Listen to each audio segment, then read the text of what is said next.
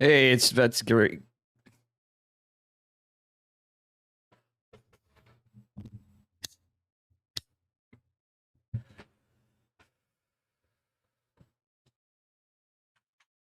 Alrighty, here we go. We are getting into this. I'm relogging.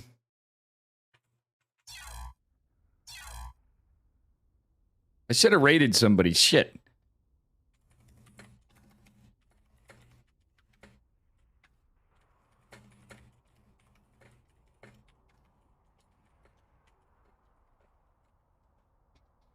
All right, let's see.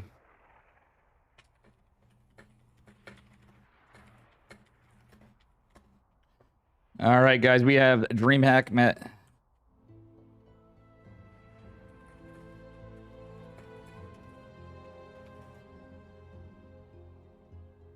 We're gonna go to Alexander and Eggs.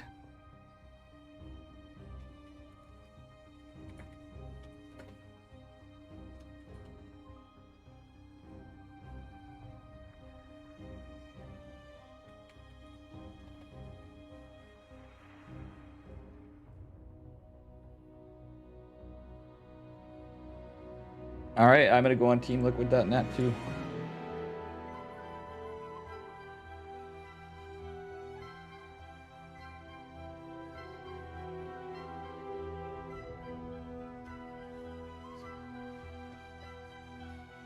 Shit, there goes all the big raid. Thanks again, Chicken Man, from before.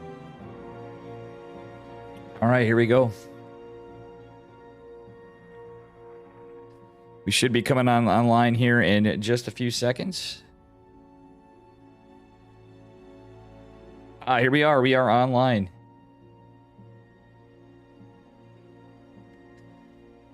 Alrighty.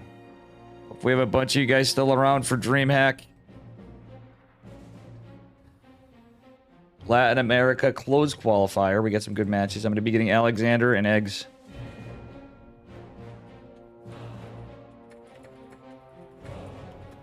I don't have a fancy shirt on today, and this is sure going to be a rough one, but let me just fix this in Photoshop quick for the game scene.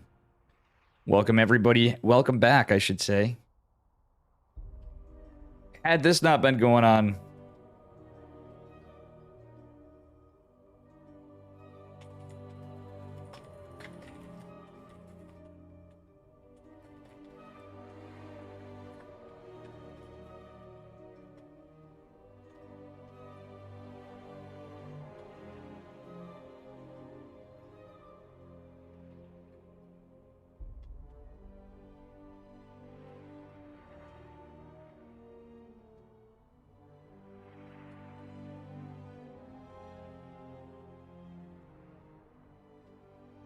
Alrighty, I don't think I'm going to do EPT tomorrow, more than likely. Alright, guys, welcome, welcome. Guess what? Anybody who voted no, get wrecked. Alright, let me just open this up.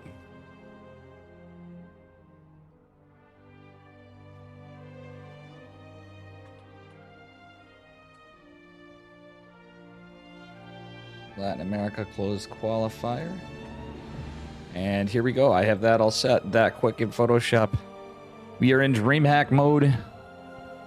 Good to see everybody at 2 minutes in the future. We've added the delay.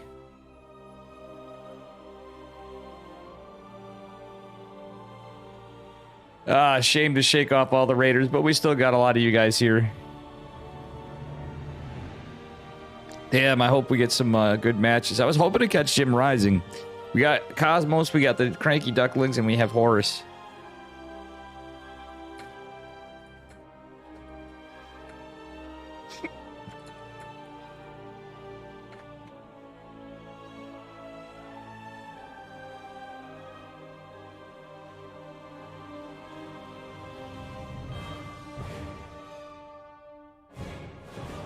Twitch retweeted my tweet. What the fuck is that?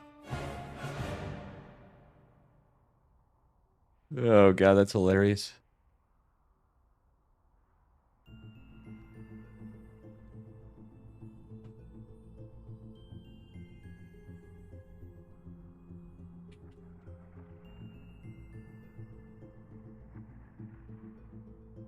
wish I could type straight, though, guys. All right, so these guys are vetoing, and we're going to have our first match. If I got to get the bracket in, too. Shit. Let me get the bracket in Nightbot, and we will be good to go.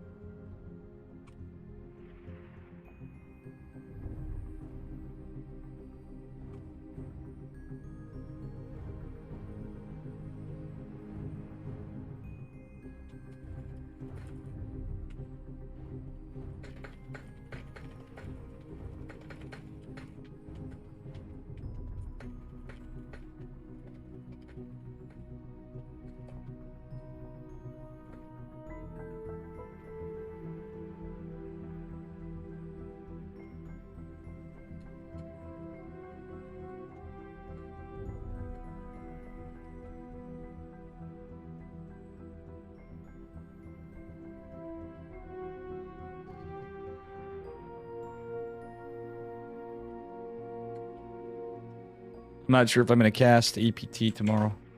Oh.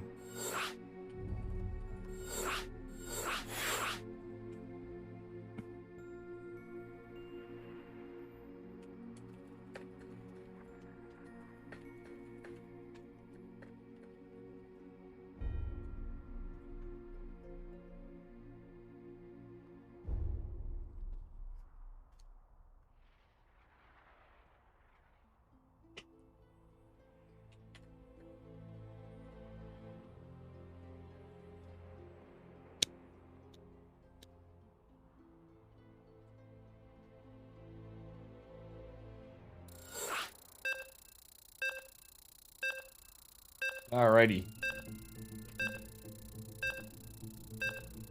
Here we are, folks. Last minute decision because I didn't realize again. I would have at least worn a button-up shirt. I might come back. And yes, there is a missing hat still.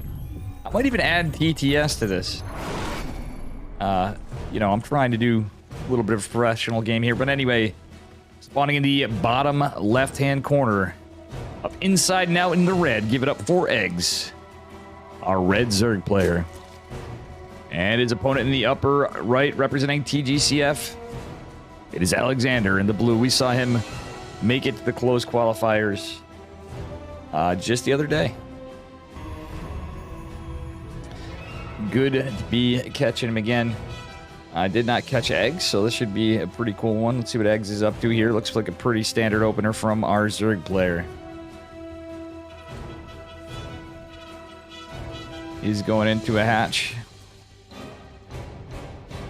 16 hatch. And we're going to probably see pretty standard opener from our Protoss, it looks like. We'll see what kind of build we got out of these guys. Jim Rising's playing, a bunch of others, and I did update the bracket just now. So if you guys want to see the bracket, there it is. There's 8 matches. The Cranky Ducklings, Horus TV, and my man Cosmos are casting.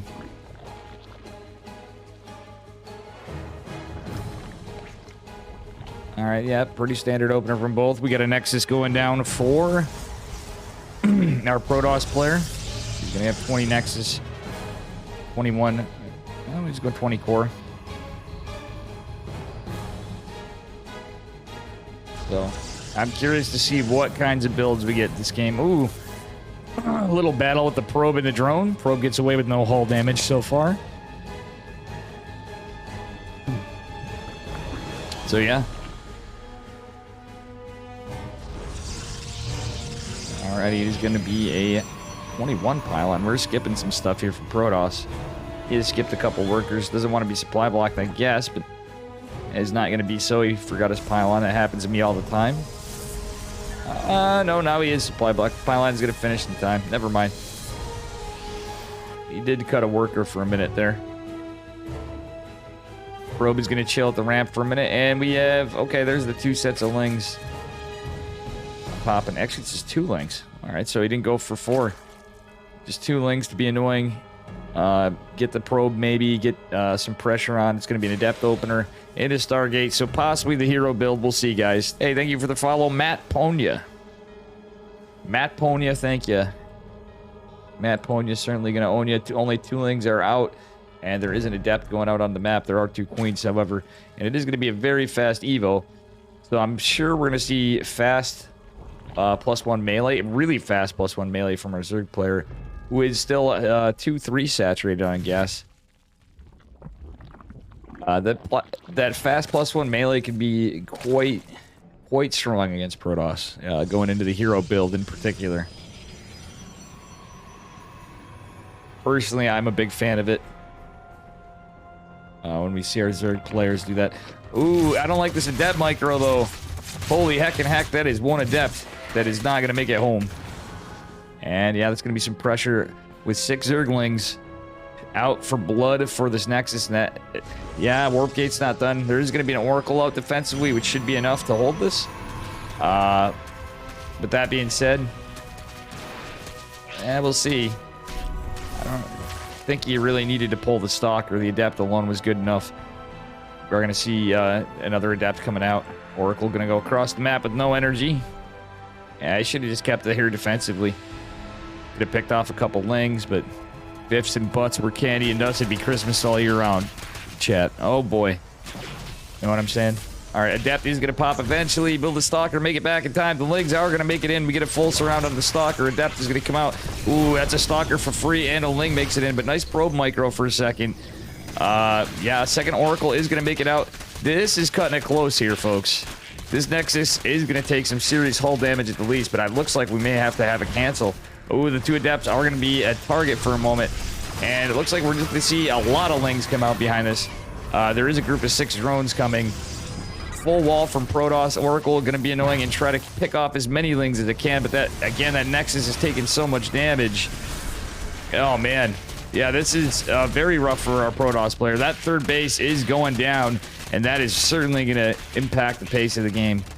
I wouldn't say he's instantly dead. There is a Twilight Council and Forge going down, but really you need that 3-base economy. So much in terms of trades have happened for our Zerg. He's only lost 24 Lings for 4 Adepts, a Stalker, and a Nexus, and the Adepts are not held position. So the Lings are going to get right on top of this. Oracles with no energy left. Just get a couple Pulsar beams here and there. This is like game 1's going to be over pretty quickly in favor of Eggs. And as I said, I think there were a few mistakes that just cost the game. Unfortunately, that's all it takes sometimes. And yeah, this is going to be cleaned up pretty good, pretty quickly. Well, yeah, if it wasn't... There's a lot of droning behind this. There's +1 ranged attacks and a Hydra Den going down behind this to make matters worse.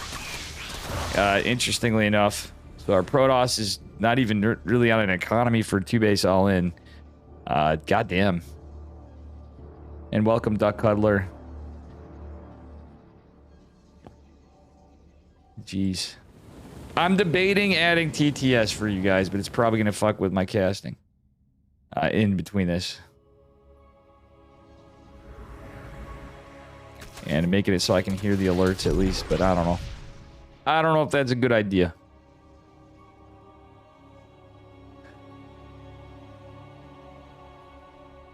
Alright, 4 Oracles are going to make their way out.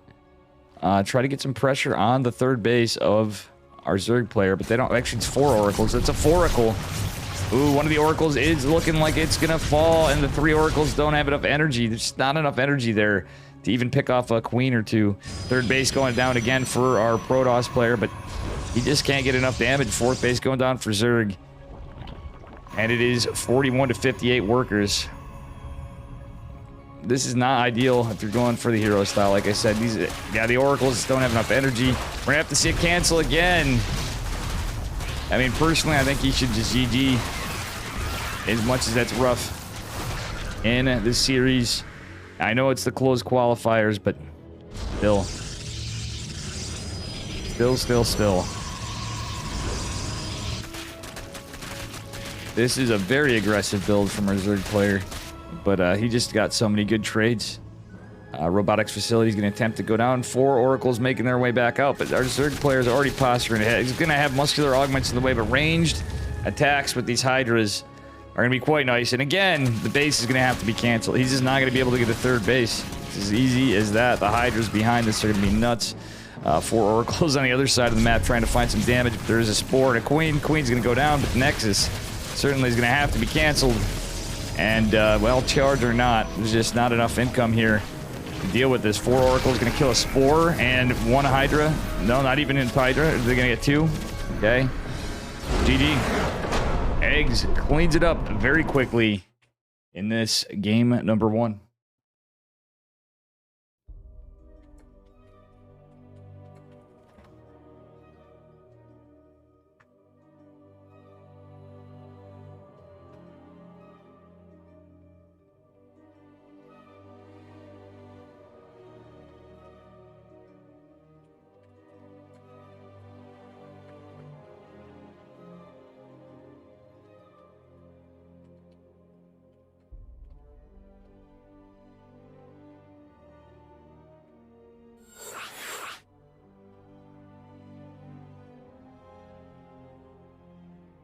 All right, guys.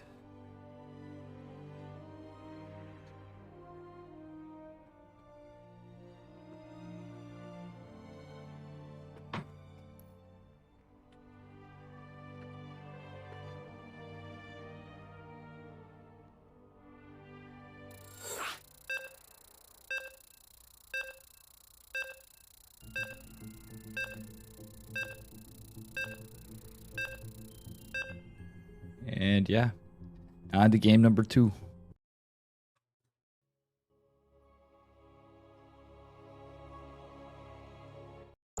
Yeah, it can, but there's a 2-minute delay, and that's why I'm wondering what we do. Anyway, spawning in the bottom left-hand corner of Tropical Sacrifice this time in the red. He is our cheeky, aggressive Zerg player. It is Eggs. And yeah, let's see what he brings us in game number 2. Our opponent, TGCF, it is Alexander in the blue. All right. And yeah, this should be a pretty good series here.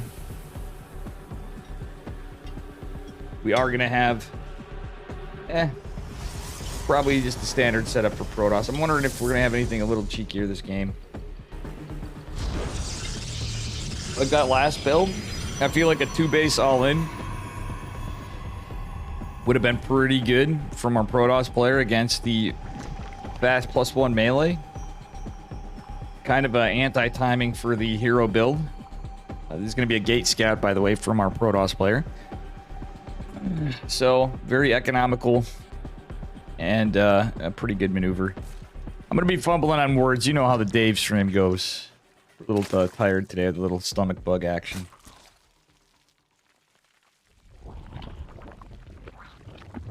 My pool is going to follow up behind this. All right, gas pool.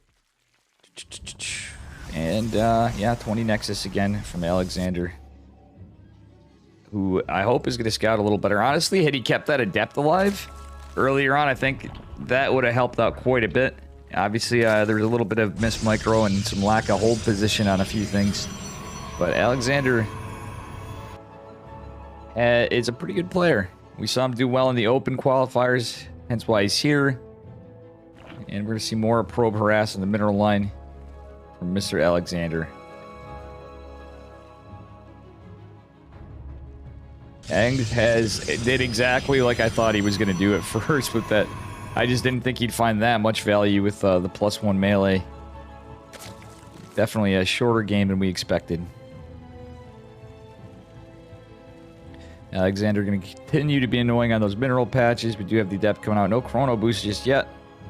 Looks like it's going to be a Stargate opener again. And Metabolic Boost going to start for our Zerg. Ling's chasing the Probe. Same opener as before.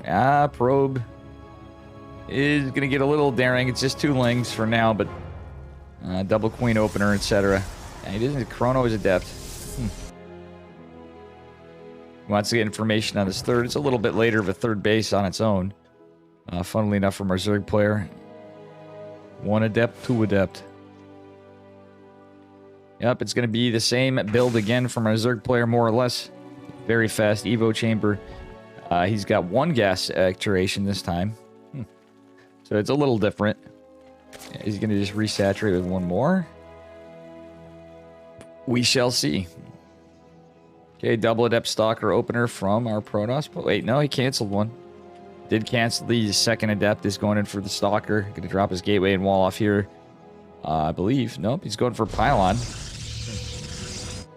Really a little bit of strange maneuvers from our Protoss player who was aggressed a little earlier. He needs to delay his third a little bit if he wants to secure it or just get it down fast and really just get some units out. He needs a couple of depths to hold before the Oracle. Stalker going to go kill the Overlord, and yeah, it's just going to be the Oracle opener again. Adept in the walls. First Oracle already out.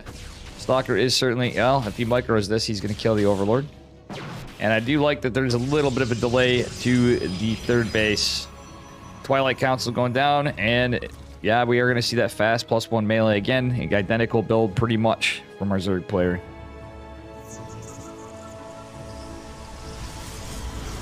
Yeah, it's he set the meta basically.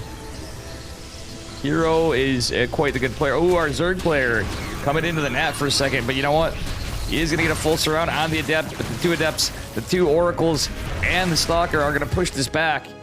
Little delayed third. They do catch the probe, which is going to delay it a little more. But that being said, we are going to get the our third base a little bit better this game, I think. Ooh, I like this build from Protoss. He is not going to go into the hero build. He's going into resonating glaives. And yeah, Flapjack hit the nail on the nose. It was used in GSL, but honestly, we're seeing it a little before GSL, and just around there. Hero had used it elsewhere. We started seeing it come out in some smaller tournaments, such as my own and Chicken Man's. Neeb and Geralt were using it, and some other folks. Christianer, Trigger. They were all kind of trying it around there. It's going to be a Queen Walk. Eggs is such a cheeky man, and the Queen Walk's going to be kind of nice. Resonating Glaives, though? This might be okay. Our Protoss player needs to buy time, but these Queens... We don't have a layer behind... Oh, we do have a layer coming, so we are going to see Creeper Lords eventually. Doesn't have pneumatized Carapace, so we're not going to see the faster Overlords. Roach Warren's a little bit of a problem, so after these Queens get cleaned up in the Lings, there's going to be a double whammy, and Resonating Glaive Adepts are not the greatest, but this third base looks like it's in jeopardy in the shade going across the map. It's going to be a little bit of a base race. Shield Battery's trying to get down some Oracles in there, and Adept Warpin's going to try its best to get there. I really don't think this is too bad for our Protoss player in a way, because he's going to lose his third, right? But he is going to pressure in with so many damn Adepts. A lot of the army is on the other side of the map, and there's Shield Batteries, there's Adepts, there's Oracles. More can be warped in. So losing the third base or not, Adepts need to shade, get some work done, and if they can destroy the Zerg economy, Alexander just takes this. There are some roaches coming out, but not that many. And 7 workers have fallen for our Zerg player. There is a Spine Crawler coming down behind us, though. And once this is cleaned up on the front, I wouldn't hate Void Rays. Just pop out a Void Ray or two. We're not going to probably see that, but... Yeah, 12 drones have fallen. It is now 40 workers to 28. And Queens are getting cleaned up. The Oracles alone, maybe just more Oracles even. Just whatever, because this is going to be pretty committed from our Zerg player, whatever he spawns with, down to, like, not much economy at all. Adepts are going to start coming in. Lings and Roaches popping out. Not a lot of Roaches, but Lings are going to be cleaned up here for a bit. But the Zerg economy is so destroyed, and it's so few Roaches, they're actually falling to the Adepts a bit. More Lings going to drop, but Roach Speed, Glial Reconstitution going to finish here. Queen's getting picked off. They are maybe going to kill, or nope, not going to get a kill on the Oracle. The Oracle's running out of energy, are going to help take the fight on the Roaches. And what a cool game number 2. After a very cool game number 1, Alexander takes us to game number 3 with a point on the scoreboard. Welcome, Password. Welcome, Flapjack and Doug Cutler. Very cool games. Not too long, to say the least, but that's kind of why I was going with Alexander should have quit that first game earlier and kind of got a good head on his shoulders for game number 2. That was actually a really good response. The third base didn't really help him at all, but that's being said, he kind of had enough for a 2-base kind of timing attack. Losing the base or not, you'd be still fine. On to game number 3 of the qualifiers on the Dave Testis side. Cranky Ducklings are the other English caster for this. To my knowledge, it's all we have so far. We shall see.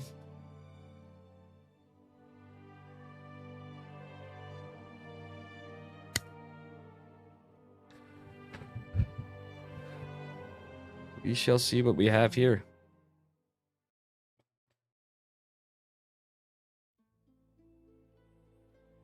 These are some good games. I do feel a little bad we didn't do a little raid before, because usually people don't carry over in all this. But thank you guys for hanging around. And those that have joined anew. And I'm going to catch hell for not playing ladder from Ghost and Dan Mako. Spawning in the bottom right-hand corner. Give it up for Eggs. He's back at it again, and this time on Cosmic Sapphire, or as my man Florencio calls it, Cosmic Safari. It's a little journey in space here. Welcome, welcome. Password looking out for Mr. Alexander here. Curious to see what we get out of Eggs this game. It's a good build against the hero build. That +1 melee, or any variant of it. Like I said, you guys saw it. Saffron, what up? Omega Truck, Cine. Welcome, welcome. Figured we're just gonna have a little fun and treat this just like a normal time. Stomach bug or not. Get all the friendos in chat. Alrighty, got a couple overlords going out. One looking for a cannon rush, which is not going to happen. Or some cheeky play from Protoss. I think we're going to see yet another Stargate opener, but I really like that Oracle and the Resonating Glaives. That was just such a beautiful anti-timing for our Zerg, because that's... Eggs plays so cheeky. I don't know if you guys have seen... Those of you that don't know Eggs, historically, he always has some really interesting builds. He's always a player I enjoyed casting. It's been a minute since I've got to get Mr. Eggs, but... he's definitely a cool player. Alexander, obviously, very strong player as well. But he got a little meta-gamed. That was certainly a cool couple of games here. Anyway, let's see what we got. Game number 3. As we started off here. Standard opener for both. If Eggs does the same thing again, that's going to be hilarious. With just he's going to have a little plot twist to it, I'm sure. But we're going to see a fast Evo again out of Eggs. That's what I'm wondering. And truthfully, against... what would be really good against that build, chat, would be DT Archon. The timing of everything, the layer, there would be spores out. It's not going to be the case. There's just not a lot of detection. And Warp Prism in the main base, actually, does have potential to snipe the layer in said case. There's going to be a lot of pressure in the fronts, the downside, but I think you can just kind of really delay your third base against and potentially just end the game against that build, just thinking about it. And the build we saw in game number 2 as well. If you think about the 4:30 timing of a DT drop. In the main, though. Keyword in the main. Metabolic boost, about 75% done. And the Adept is going to try to make its way around. Is not going to find any pressure here. Third base going down. For our Zerg player. And it's going to be a Void Ray opener this time from our Protoss player. Mr. Eggs. Slightly delayed hatch again. Is he going to go for another Evo chamber? He's going to scout this out. Voids don't come out as fast, but Void Ray is a good unit to help secure your third. And obviously, sniping Overlords is nice. Adept is going to scout the third base. Is not going to aggress in, and this is what I like to see against a very Ling aggressive player. We aren't going to see the Evo just yet. It's not a super cheeky fast Evo chamber from our Zerg player. Void Ray going to kill the Overlord, and he's going to have a Phoenix follow-up. So we may see Sky Toss, or we may be debating Sky Toss, but we have a Twilight Council. I think this is just a plot twist opener. I really don't know why he's getting the Phoenix. Maybe just to get some... oh, it was a fake out. The Phoenix was a fake out. 100%. I love this out of our Protoss player. All right, our Zerg player is doubling down on Lings to try to pressure the third base again. And we're going to have a proxy down here. Resonating Glaives of the proxy gate. This almost reminds me of a hero build, not the hero build, or something. Honestly, Mape the Ape kind of plays a little like this. Mr. Maples. Alexander coming in with a really cool build with the proxy gate, Resonating Glaive play. He's even psyching it. I think that's just a psyched out third base. He's going to take one eventually, if not. But again, Resonating Glaives, it's a huge-ass map. Second pylon coming down over here because he knows he's likely to lose this one. It's going to be another Queen Walk. It's going to be another Roach Warren. But, oh, man, this is going to be hilarious. We don't have a shield battery in the front. The gateway's not quite done yet. Is this going to be scouted? That would be funny, too. My God, this game is a banger. Void Ray fighting a queen. Yeah, he has to be careful. You should know there's going to be more queens in. Shield batteries just now dropping. Resonating Glaives finishing up. We do have a ton of adepts down here. Glaive adepts being more up there, but nothing back home. He has to respect this. You don't... Okay, this time that's the problem. He's not going to have as much time with the shield battery. He's not going to be complete anytime soon. The Void Ray is going to go down. He's going to try to get work, but you really don't want those Lings getting in like that. Oh, two of the gates go down. The shield battery is going to go down. The Void Ray is going to fall. But behind it, the Adepts are putting on a lot of damage, but you can't really continue on with no economy. That's the problem. The Queens, the Lings putting pressure in the front. He needs enough economy to keep this going. Adepts are getting some pretty good value, but the Roaches are popping. Can our man Alexander do it in game number 3? These guys bringing us some quick, swift series. A lot of pressure still going down. The Adepts not doing anything in the front. They should be fighting the Queens. They are going to get a Queen shot over here, and they're still doing work. A little bit of work here, but 30 drones fell. But Alexander actually has less workers than his opponent. This is not looking good for Alexander. Actually, no, he does have more. Never mind, it's 12 workers to whatever Roach is coming across.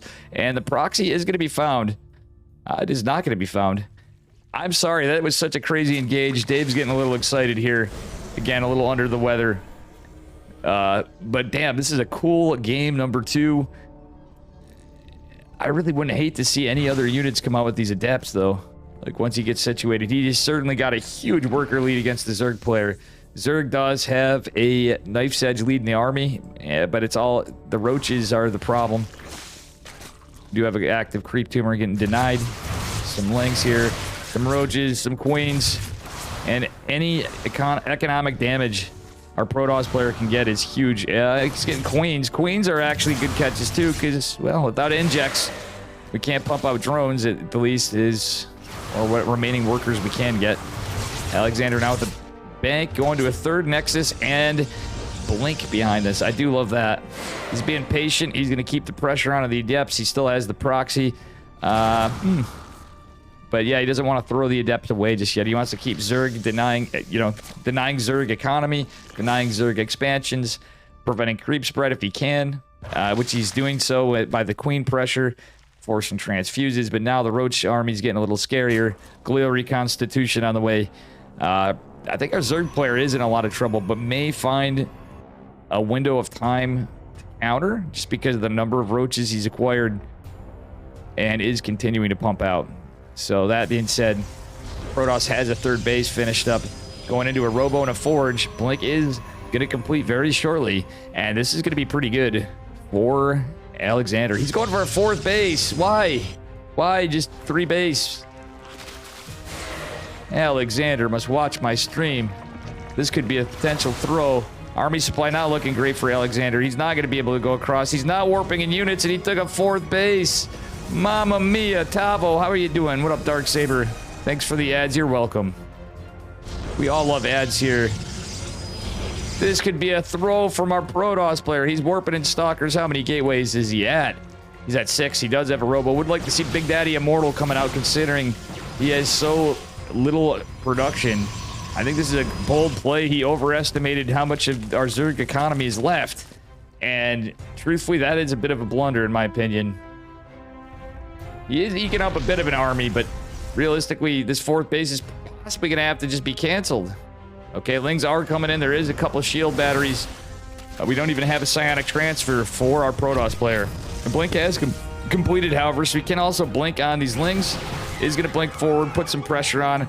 Let's see what's going on beyond this. Hallucinated Phoenix going to scout out what's going on behind here. It's just a roach printer. Eggs on 41 workers. He's continuing production of army units because that's all he could do. He mustered up a little bit of a force.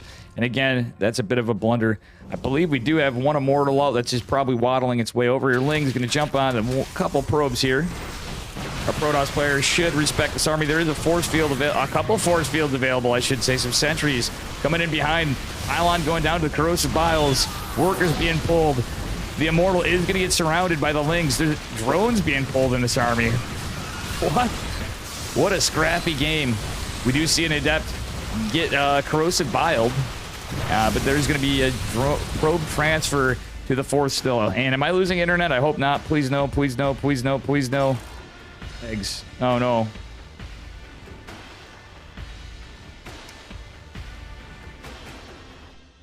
And I think our Protoss player cleaned this up anyway, but we're probably going to have to resume from replay. Let's see what happens here, folks. We're all on the edge of our seats here with this. Oh yeah, Alexander definitely has it. Facebook, a welcome. I agree completely, Saffron.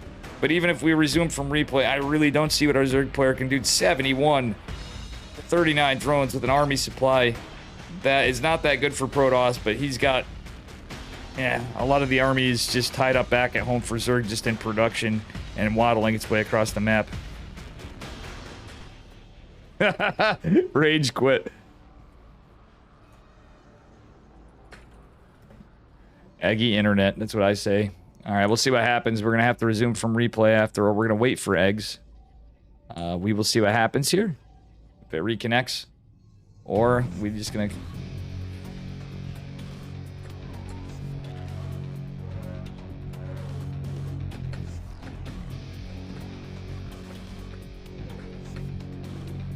Oh, man. Facebook, go Tira Tag. Tuga? Who's that? Is that Eggs or Alexander?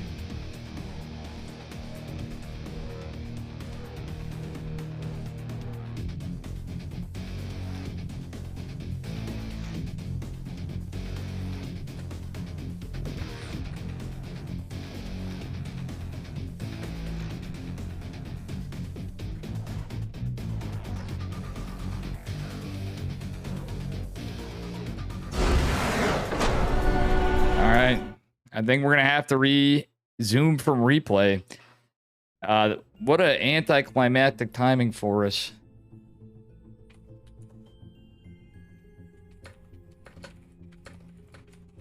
For a resume from replay, unfortunately. But 'tis the rules.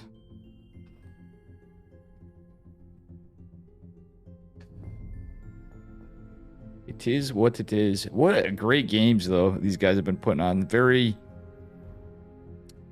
much out of the ordinary compared to what we normally have. I'm sorry for the ads, guys, but thank you for supporting the stream, nonetheless.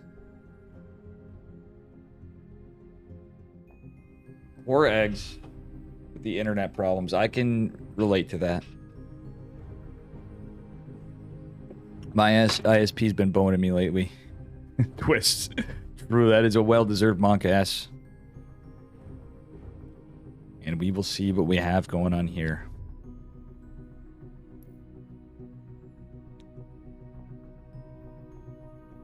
Hopefully eggs can reconnect.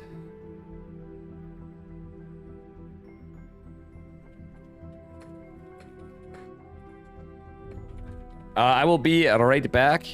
Give me just a moment. I'm going to go take advantage of the opportunity to get some more beverage, some coffee here.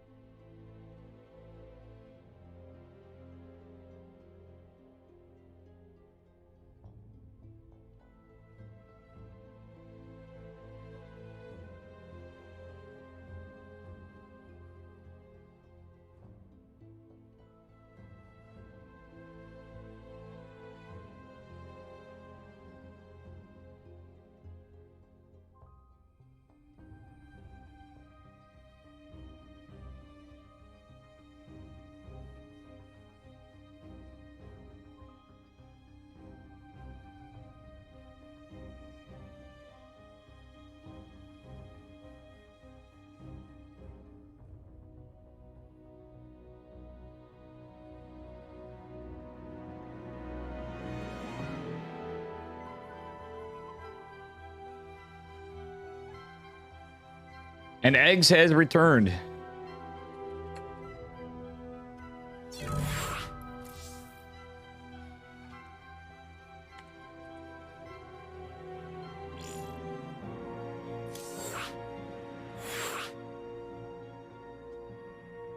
We have our game continuing.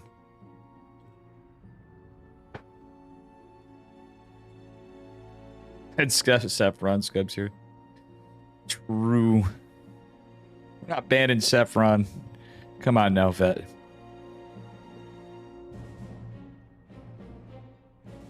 Resume from replay. True, Flapjack. Alrighty. This was a last-minute decision to do this, and I'm still happy. I think we were scaring people away anyway from...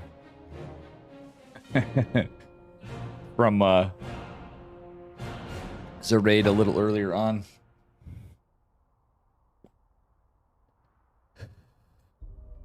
Actually, guys, it is possible. I gotta see what's going on.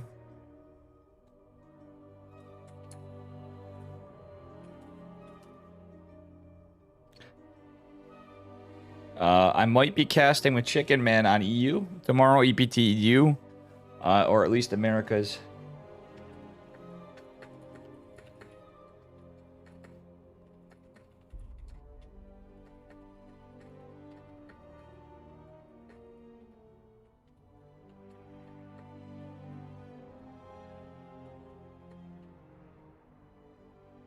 Yeah.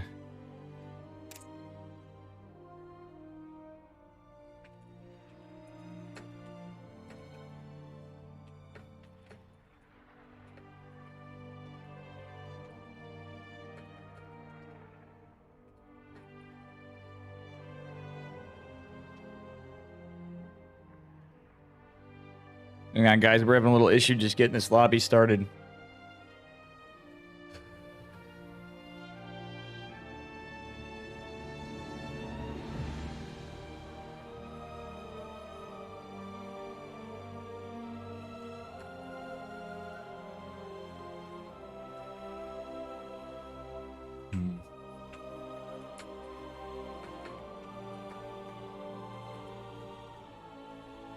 Bear with me.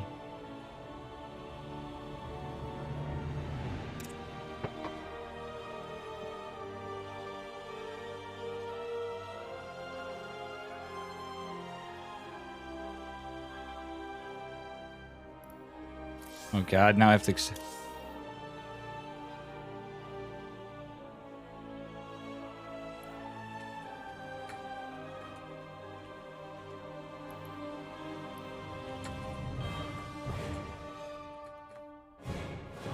Alright, he doesn't know how to change his friend's privacy.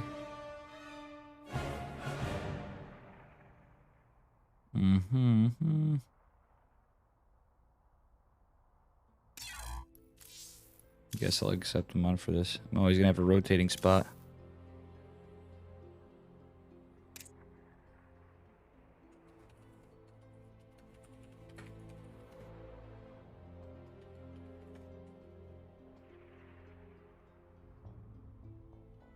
Hang on.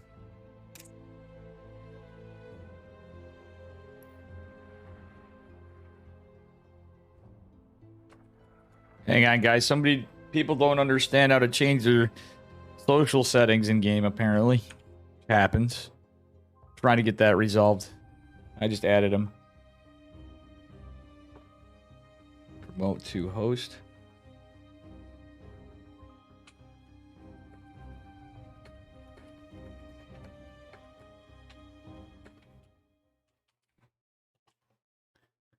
And here we are.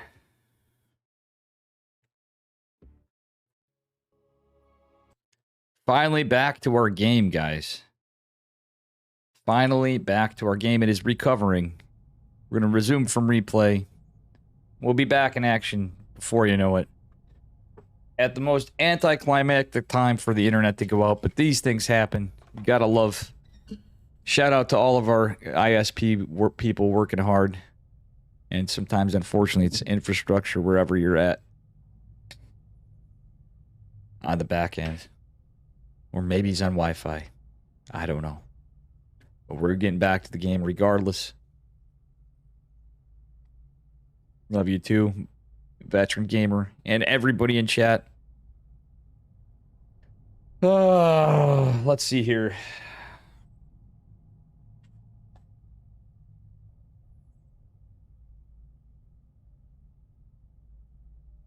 And also, if you guys want to check any of the stuff I've covered that you didn't see, check out my YouTube while we're at it.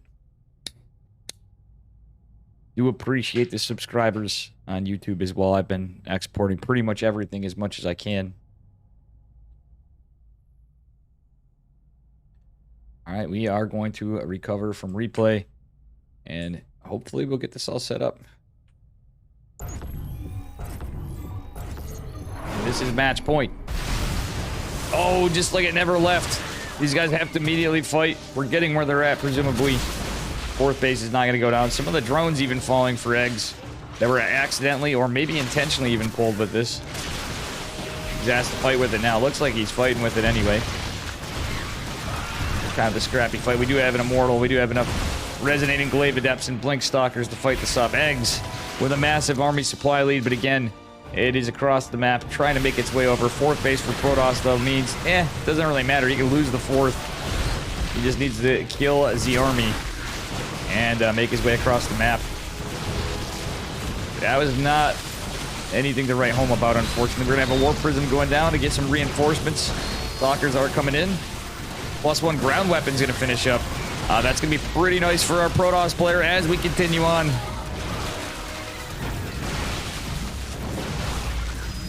I do have you can do fallowage.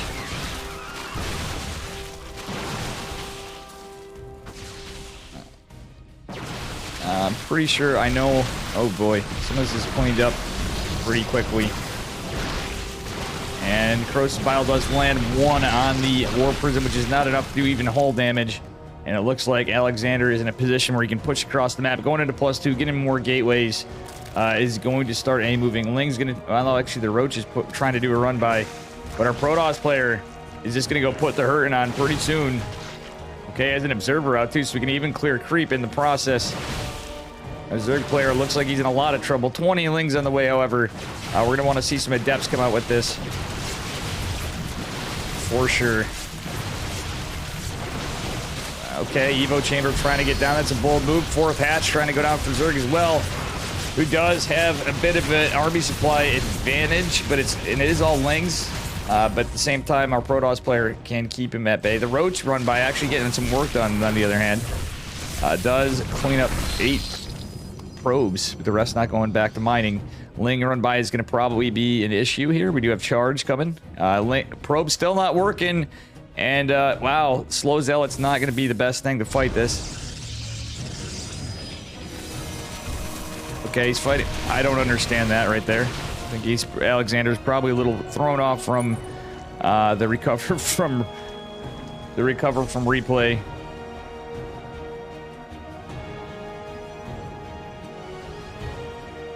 Uh, 8-hour streams. Well, I don't know if it's just too big at that point. We will have to talk about that later, Mr. Sefron. Let's see. Basically, all I'm thinking is we have a dead-looking Zorg. Charge is almost complete. The Roach Ravager are going to come over with Spine Crawler here. Going to try to kill this with Corrosive Bile, but guess what? The Queens are going to do it. I don't know what our Protoss player was thinking there. He should probably get another War Prism, honestly.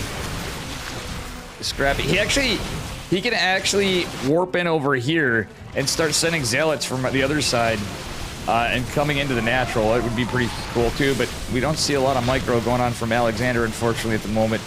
He's taking a lot of extra hits than he should, but he did target fire the hatchery, killing the fourth, and, well, the Zerg player is not going to be able to get that much of an economy here. Zealots coming in for reinforcements. Granted, there's a lot of Roaches, and, okay. Pressure's on, but great catch for Protoss. It's going to be more Warpins from back home. Another War Prism coming. Our Protoss player does it, +2. An ambitious Lurker Den. I guess he... Wow, what is this game? Ranged attacks on the way for our Zerg player. Trying to go into Lurkers. And did we lose the observer? Now there is one observer out. He's gonna try to get some lurkers up, but right now he's forced to pump out some roaches. I don't think he's gonna have time to get lurkers out, and even if he does, the stalkers with the +2 should just be enough to take care of the few lurkers that'll even make their way out.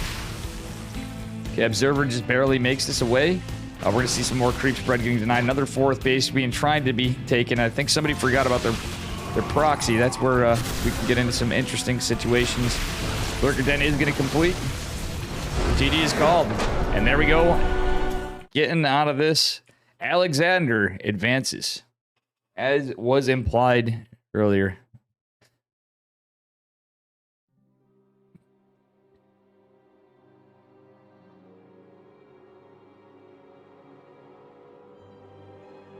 Yeah, it was just... Why did he pull the probes over there? That was too funny.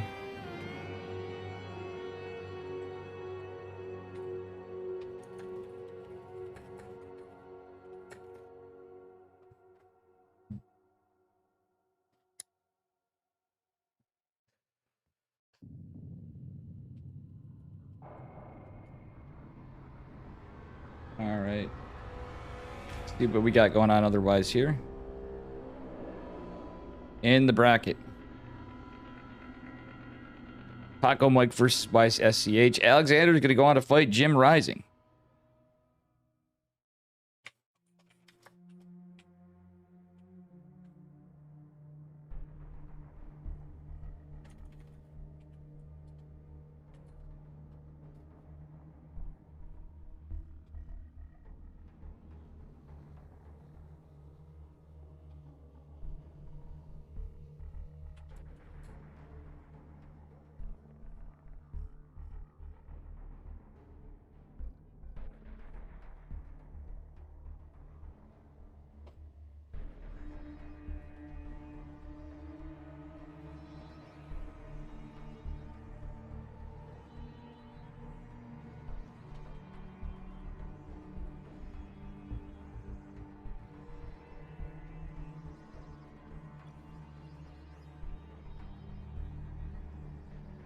Hey, thank you for the raid, Florencio.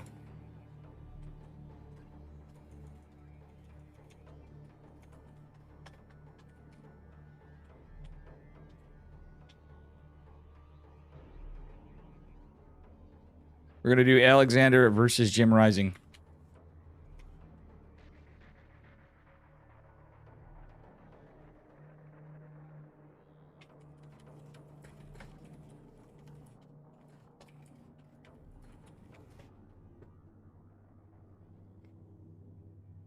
And congrats to those. Well, only one person bet on that one.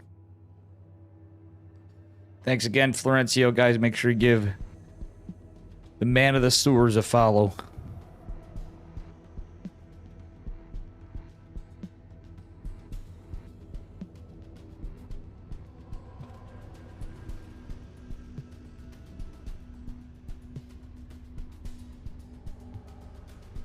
And this is going to be a best of 5.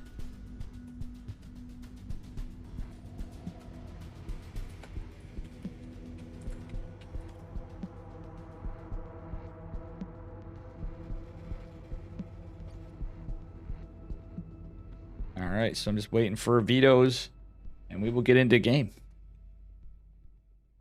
Otherwise, we have Eggs versus Smile on the lower bracket and best of 3. Ryu versus Masters ongoing. Paco Mike versus Chaos going otherwise.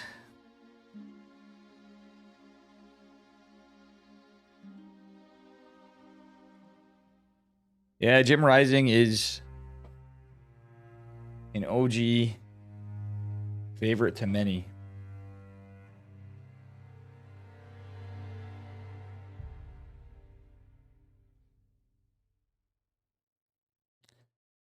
For sure.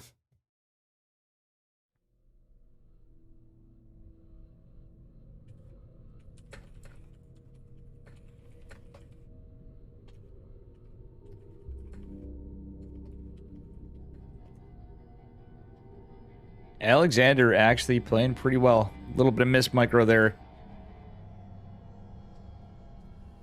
That was so funny, though. We had the resume from replay. I'm just like, why do we have idle workers here chasing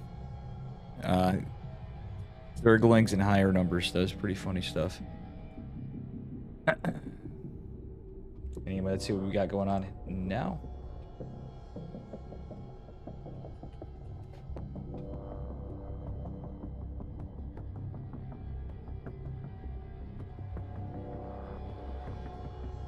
Welcome, Tony, the Iron Brother.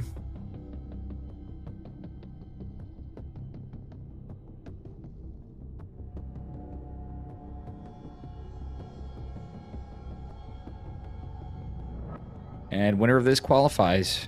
It is possible for Alexander to take this. Not out of the...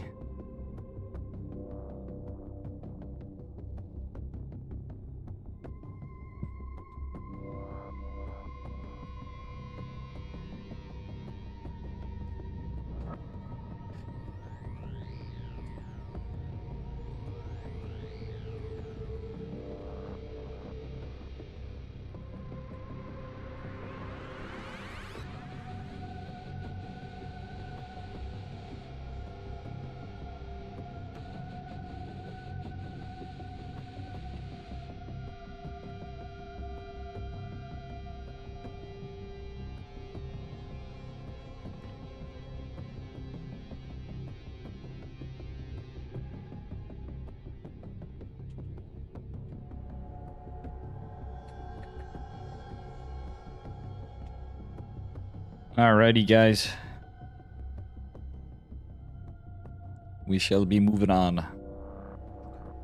shortly. Just waiting on vetoes and see what happens from this point forward.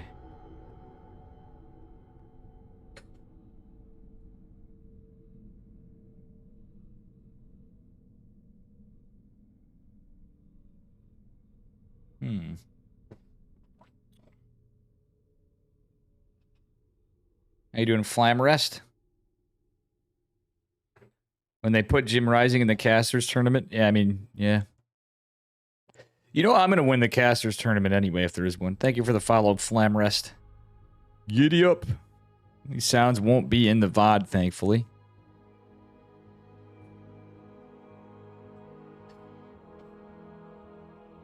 Ah, I got to fix the quote while we're at it. I should have done that before. If I can.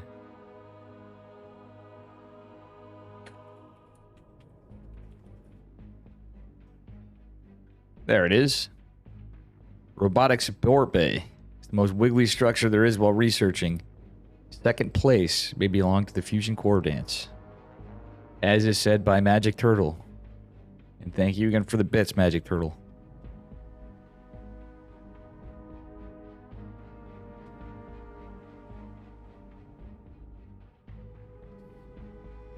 All right, everybody.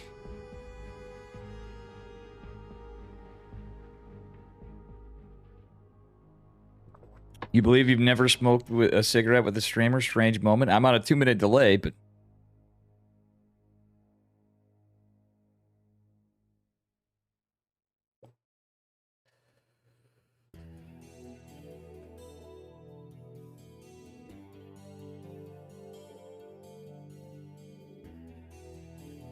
I needed one after that abrupt connection issue.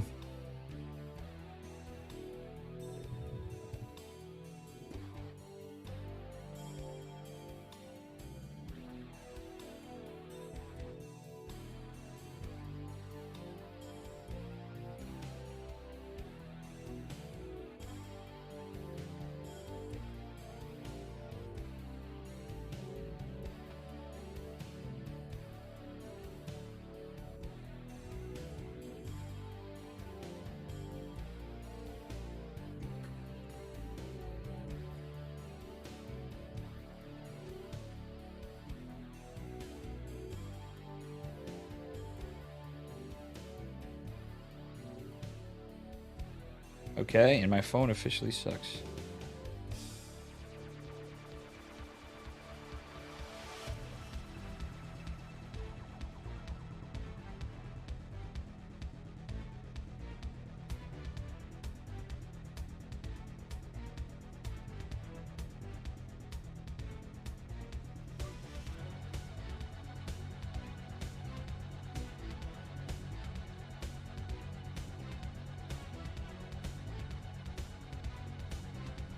And it is rainier than hell here, by the way.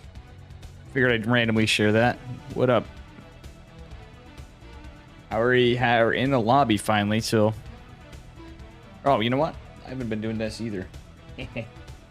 Hopped into this so fast, I forgot. You just have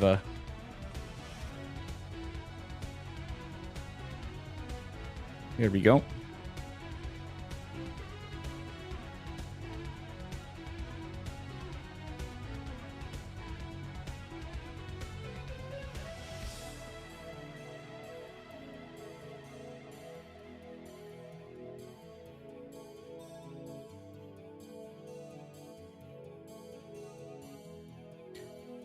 Jeez, this is taking an awfully long time. We're in the lobby, but we should be starting soon. Flav? Huh. Yeah, no doubt.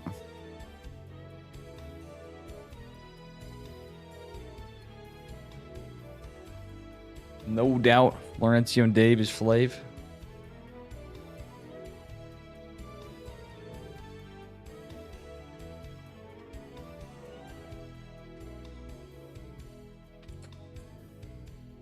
Yeah, naturally I have a stomach bug too while this is going on. I'm hearing people going to the bathroom. I'm like, well, this is no bueno for me.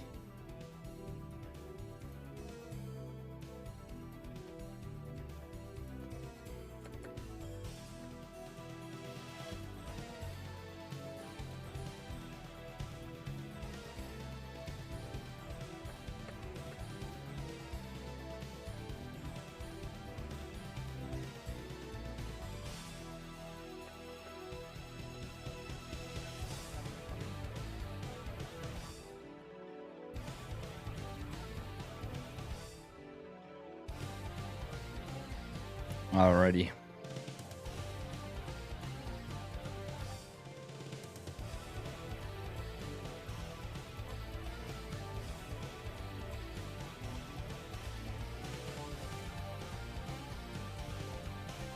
And we should have a game shortly.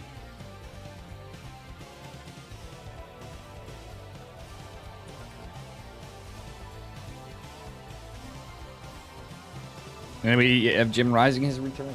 All right, cool.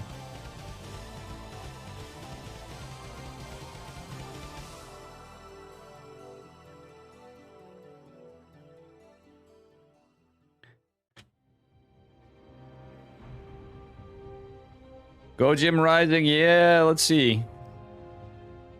Unfortunately, the prediction was set forever ago. So a lot of you guys just coming in. It took so long for the match to start. But that's okay. We're finally in it. Finally here to see some StarCraft. And winner of this best of 5 series qualifies. Anyway, spawning in the bottom right corner of Moondance. It is the man, the myth, the legend. It is Jim Rising in the purple playing Zerg. And his opponent in the upper left. Give it up for our red Protoss player. Making it this far, it is Alexander. In the Latin American qualifiers. Thank you for the follow, Adrian Rising. Greatly appreciated. And Joel Jims. Thank you, thank you. Alright, so other casters are Horus, Cosmos, and of course, the other English casters, the Cranky Ducklings. My man Light VIP's team. We were all excited that they had Vindicta and Patty Mac qualify from the Cranky Ducklings. You're chilling with your daughter. How you guys doing? What up, the Visrix? Just a pretty standard opener thus far.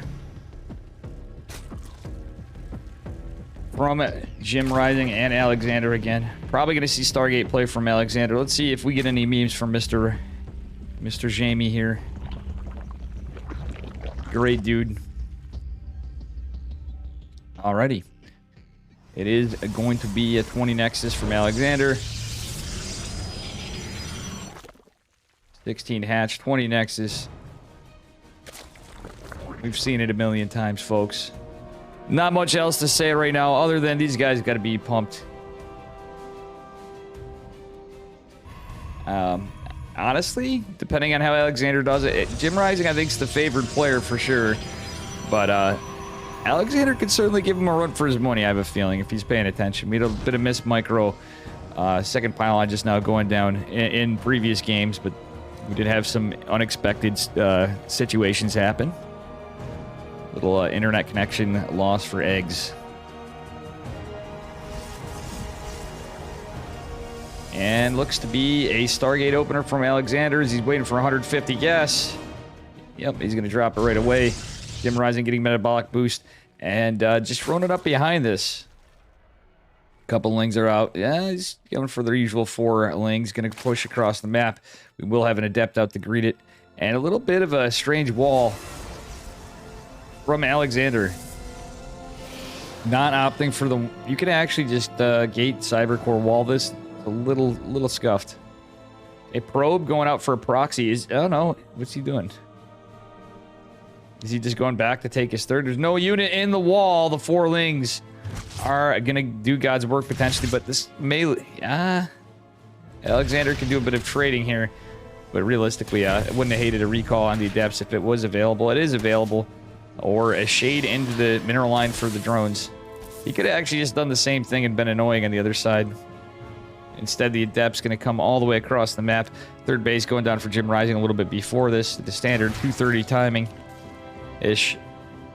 Behind it all, that was just kind of a little bit of an unfortunate situation for a Protoss player. He may just take the back base. Okay, he is going to go for a proxy. Potentially, we're all hoping for it. It is going to be a proxy. Going right into the Twilight after a Void Ray. So it's going to be another proxy proxy gate for Resonating Glaives. He's pulled 1 off gas, 1 probe, that is. When Void Ray is going to go out to try to kill any Overlords. Overlord's going to make its way in, however. He's not found it yet. If this Overlord gets scouting, this could be quite a bit of a problem for Alexander. Yeah, this Void Ray's looking in some strange locations for an Overlord, to be honest. I mean, I don't hate it over here, but usually it'd be in the front of this map, which one is, and yeah, in the back. Proxy gate is going down. It is going to be the 5 gates dropping for the Resonating Glaive Adept play. Resonating Glaive's just starting. Void Ray going to go right past the Overlord for a moment. Ling's coming in good numbers for pressure. There's only 2 Adepts here. They're going to shade back. Pylon going to get dropped. Oh, actually, battery getting dropped to defend. And you know what's beautiful? Killing the Overlords. He needs to get the other one. Oh, no. Just like previously, this is more Lings and a lot earlier. The Adept is not held position and just out of position, and the Lings are going to make their way into the main base. That's only 1 Ling up there from the moment. This is going to be scouted as some 2-base aggression. And we're going to start seeing some probes fall here. Resonating Glaive is going to finish up, however, and, well, we see a warping after. Fortunately, a lot of lost mining time for a Protoss player, and he needs to fix saturation on gas, etc. As Resonating Glaive finishes up. But realistically, not a lot of workers killed. 5, considering the circumstances. But Jim Rising is certainly ahead on workers. Is going into he's going into a lair, and no Roach Warren is dropped. He may go into 2-base mutas. He looks like he's setting up for +1 melee.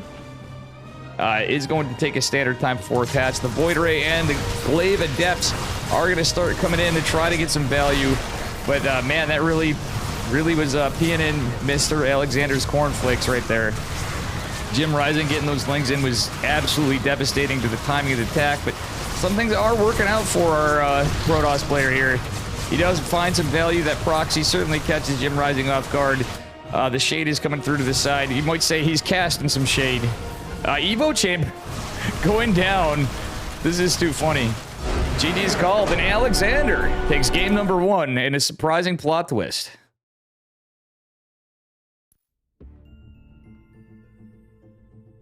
That was a interesting game. A little scrappy, but that's definitely a pretty cool build from our Protoss player. Jim Rising was getting a little too greedy, and I guess he didn't have quite the read on it. Maybe he assumed there was a 3rd base. He didn't get any scouting in the back. So maybe he did assume there was a 3rd base. But seeing that many gateways should have tipped it off. Unfortunately, Jamie did not see that. So we'll be moving on to game number 2 shortly.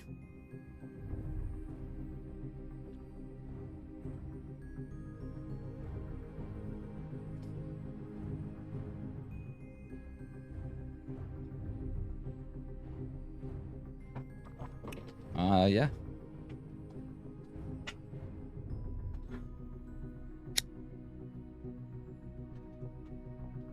All right, moving on to game number 2. Well, the wild card build for Alexander has been shown, so Jim Rising might be more mindful just in case he comes back again. It is a best of 5. I have a feeling we'll see it again. We've not seen any Twilight openers directly from Alexander to date. But Jim played very well nonetheless. It was just a little unlucky on his build order follow-up.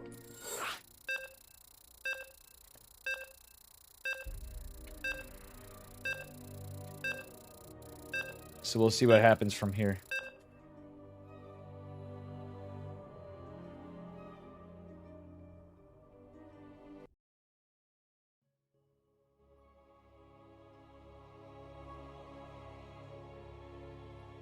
On game number 2. Down a game, but we got plenty more to go. Give it up for our Zerg player in the upper right-hand corner of Tropical Sacrifice. It is Jim Rising. And his opponent in the bottom left from TGCF, it is Alexander in the red. On game numero 2. Talk about a bit of an upset. That looked like it could have potentially been over. Jim Rising got a lot of damage. Hey, thank you for the follow, Miang YV. Really appreciate it.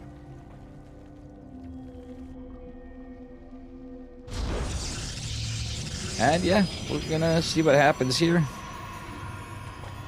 Hey, Clumpy Eggnog, thank you for the prime and the 4 months, my man. Coming in hot. 4 months of hard PP for Testa. Should go to the doctor. Help me. Well, my friend, we might want to lay off those blue pills. You know what I'm saying? Might want to lay off the blue pills there. I don't know. We got ourselves a little Protoss versus Zerg again in game number 2. Winner of this series qualifies for the DreamHack Masters Atlanta Latin American closed qualifiers. I believe we will see. I think there's just, are there just 2 players coming out of this, or is it actually going to be 4? I think there might just be 2.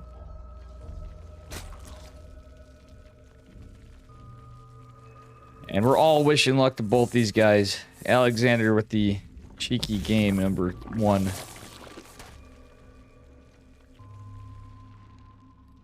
And certainly we had a good first series here too.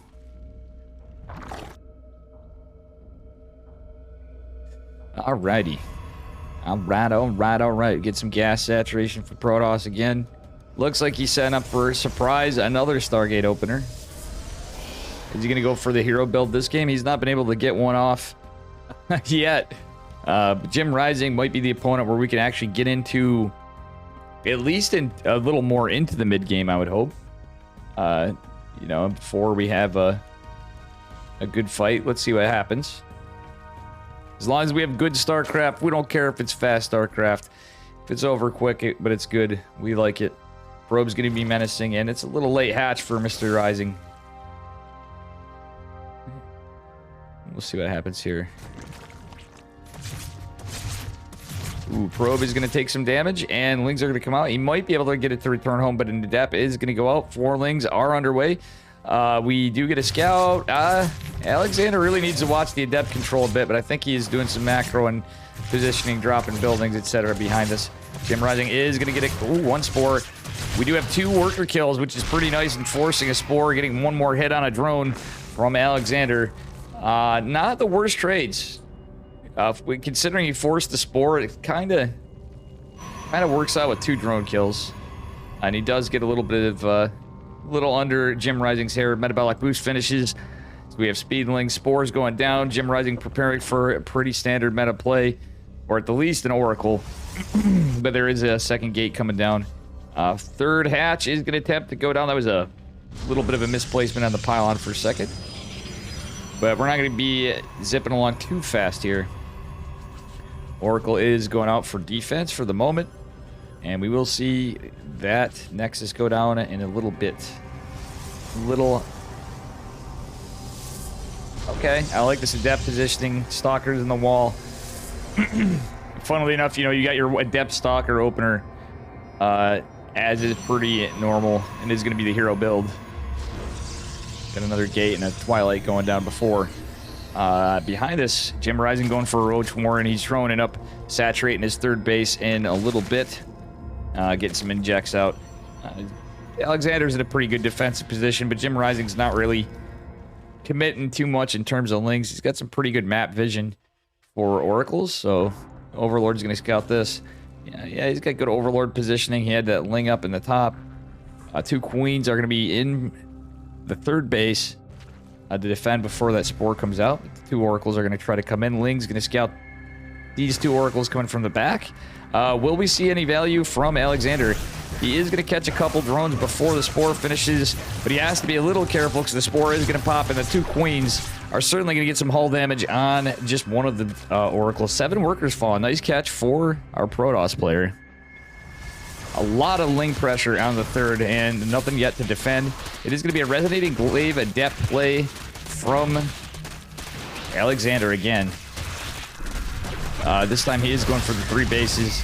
But the Roach board's already out, and we didn't really see much of a scout. As good as the 7 worker kills were, we didn't really see a lot of information gathered into the tech of our Zerg player from our Protoss. So hopefully he doesn't double down on this too hard.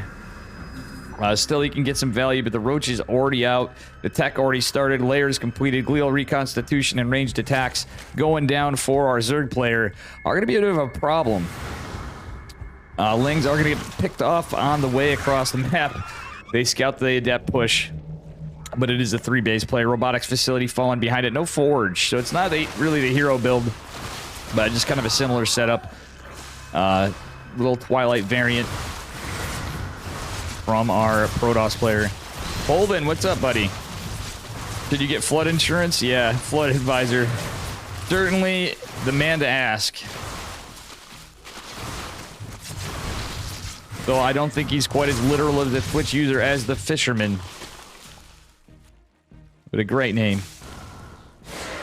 What up, guys? Holden in the house from License to Kill. Or License to Keck, as I say. Same as Saffron.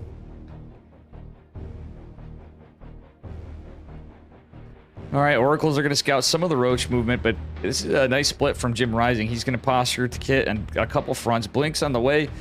Just a couple of Oracles and Resonating Glaive adapts. There's 1 Stalker. Okay, no, he has 4 in the back. Shield Battery's not quite done yet, however, so there's not a lot of units that can really contend with the Roaches. Shield Battery number 1 does pop. Number 2 is en route. There's not a lot of units here for our Protoss player. And Jim Rising going to go, okay, he's just going to go posture around. The Roach is getting some decent trades. Truth be told, Oracles are going to help defend. Nothing's in the wall, however, in the natural. But Jim Rising just going to be menacing out here. +1 and Blink on the way. But our Zerg player, Mr. Jim Rising, is already on ranged attacks and Roach speed. Okay, a 4th base is going down for Jim Rising. He's going to complete pretty soon. He does have a nice... Actually, he's sub worker count than our Protoss player. Is going to drone it up a little more. He may just cut it at 66 for a while and max out. Excuse me. Again, a little under the weather here.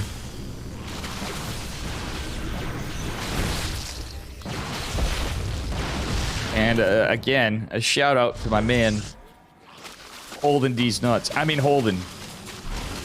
Okay, we got to recall. That is a very Arthos' pylon battery overcharge, funnily enough, being used to target fire the pylon. Roaches do target fire in turn to get some high value. There is an immortal out, but it is going to get out DPS by all these Roaches, though it does do some good work on the backside. Man, this is a crazy game. Alexander fighting for dear life to hold on to this base. +2 ranged attacks going down for Jim Rising. He's going to Hydralisks. The robotics facility out is okay for Alexander, and Alexander does have more than 4 base saturation. Jim Rising and the back foot in terms of workers. But he is pumping out units going into that lurker den. I do like this for our Zerg player. We don't see an infestation pit just yet because he's getting out some Hydras. But I would like to see that coming a little bit faster of a layer to get those lurkers out against this. What's our Protoss player doing? He's following up with charge, staying on the Twilight. And you know what? He does have +1. Is going into +2, but we don't... that's a problem. He doesn't really have the information. He's going to send some oracles out, but he's going to see there's a ton of Hydras. He should anticipate that there's lurkers, and he's going to have to make up the decision whether he's going Stargate or what I'd like to see. Oh, he's going to do a Templar Archives, a Robotics Bay. If he can get it early enough. Yeah, there it is. The infestation pit going down for Jim Rising is going to finish up +2 ranged attacks. Muscular Augments following just behind it. But yeah, we are going to start seeing some lurkers in production, and then immediately after, I'm pretty sure we're going to see that Hive. War Prism going to try to go in to get some value. Charge is not done, so these are going to be slow Zealots warping in, trying to force a cancel. But they're not going to do too much against this army. A lot of the Zerg army is already in the north. Do we get a pickup? We don't. War Prism may even go down. Okay, Alexander doesn't lose the War Prism just yet. The augments are going to mean the Hydras can jump on this, but they don't quite have Groove Spine. So, actually, yeah, looks like Alexander's playing with fire a little bit here. He does have 5 base saturation, 96 to 84 workers. We have the Zerg toss. Style from Alexander, but okay, there's that Hive coming down. Groove Spines and 11 lurkers in production from Jim Rising. All over. Where are they? Let's take a look. Yeah, they're just right here in the natural. Nothing we could have done better here, chat. Lots. Oh, look at this. The Hydralisk is like, help me. I want to be a lurker too. But he's stuck in the middle, can't get away. And we're going to see a big push from Jim Rising at 90 workers. Zealot's going to try to fight this. Oh, smart move to cancel the warp, and at least that's going to save a bunch of resources for a Protoss player. Do we have decent static? No, just a couple stasis wards. A little bit of walling. The stasis wards might actually help because our Protoss player is going to try to fight on the other side of the map. However, walks right into lurkers. We don't see any other tech. Aspire coming down. Protoss stand on like a Mortal Archon, or he's probably going into Archons, but he's got... he did get Storm. Does have some Storms available, but really can't contend with the lurkers. He's going to try to take this base. The stasis ward did help out. Some units coming back to surround the Hydras. There are a couple Roaches to tank the fight. But, yeah, this is not looking good for Protoss at the moment. He is on his back foot. It's a huge army supply lead for Jim Rising. And Alexander's going to hang on for dear life, trying to fight this, get warp-ins. The SimCity kind of working against him as his Zealots fight into Roaches. He is going to lose his third base. And, yeah, this is looking like quite the fight here. Oh, my God, it's all going to get cleaned up. But at what cost? Our Protoss player is severely down, and he is trying to go into Stargate. Gets +1. Okay, he has three Stargates and a fleet beacon, but carriers are going to take forever. There's a lot of Hydras still on the map. He doesn't have anything to contend with these lurkers yet. Seismic Spines does finish up, and Adaptive Talons are on the way with +3 range attacks. 5th base looks like it is in serious trouble for our Protoss player, who just has a handful of units fighting across the map. Beautiful Storm does just get 3 Hydras. But it's looking pretty over for Alexander. He doesn't have much in terms of army supply. He's getting his first carrier out. He's going to try to retake another base, so he's down 2 bases in a pretty short timing. Zealots trying to fight lurkers. Not exactly what you hope for if you're playing Protoss. And, man, I think this game is looking closer and closer to being finished. But Alexander's going to hang on for dear life. No, he's not. GG is called, and Jim Rising takes game number 2. And I don't think Holden has heard the comment yet. We had to make memes to my boy Holden. Real Holden. Good stuff. We're going to have a game number 3 very shortly.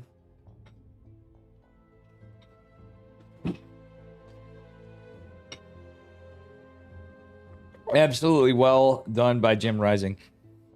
Obviously, he did have a bit of a bank there, but yeah, it's a tough call when you get in that build and you're starting to fight lurkers once Seismic Spines are done. That's a tough business if you don't have anything to contend with it. At least a higher immortal account or something, but when you're that focused on gateway units, an opening resonating glaive does kind of set you back a bit, so it was a little bit of an anti-topping timing. Oof.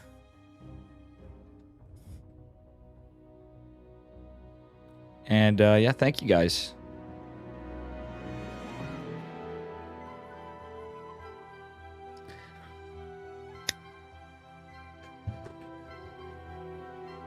All right.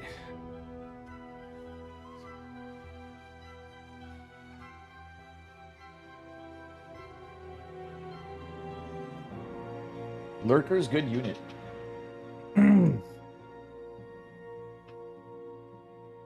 Especially against a high gateway army.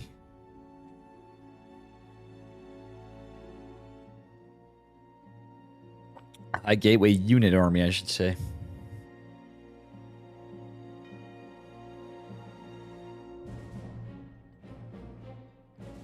Okay.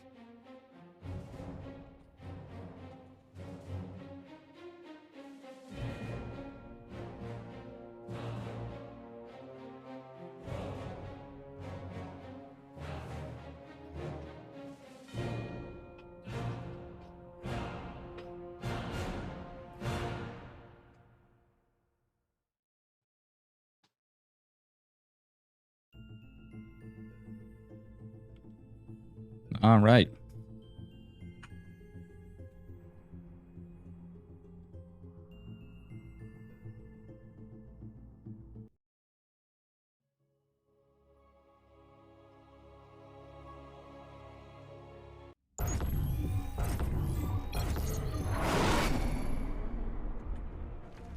Oh. And here we are, moving on to game number 3 on Inside and Out this time. Spawning in the bottom left. He's purple. He's Zerg. It is Jim Rising coming back with a point on the board here. His opponent in the upper right. Give it up for TGCFs. Alexander. Score is 1-1. Anything is possible. Is this going to be a 4 or 5 game series? We shall find out here in game number 3. All right, it's going to be a proxy hatch from Jim Rising. More than likely. Let's see what he's got going on here. Did eke out an Overlord. Or is he just going to play mind games? I think we're going to see a proxy hatch, folks. Cheese the Protoss. That is 100% a proxy hatch. Let's see what the follow-up is from Jim Rising. Is he just going to go to another hatch? No, he's getting a gas. Okay. Okay, we're going to see some cheese in game number 3. From our legendary Zerg player, Jim Rising. How you doing, Micro Jordan?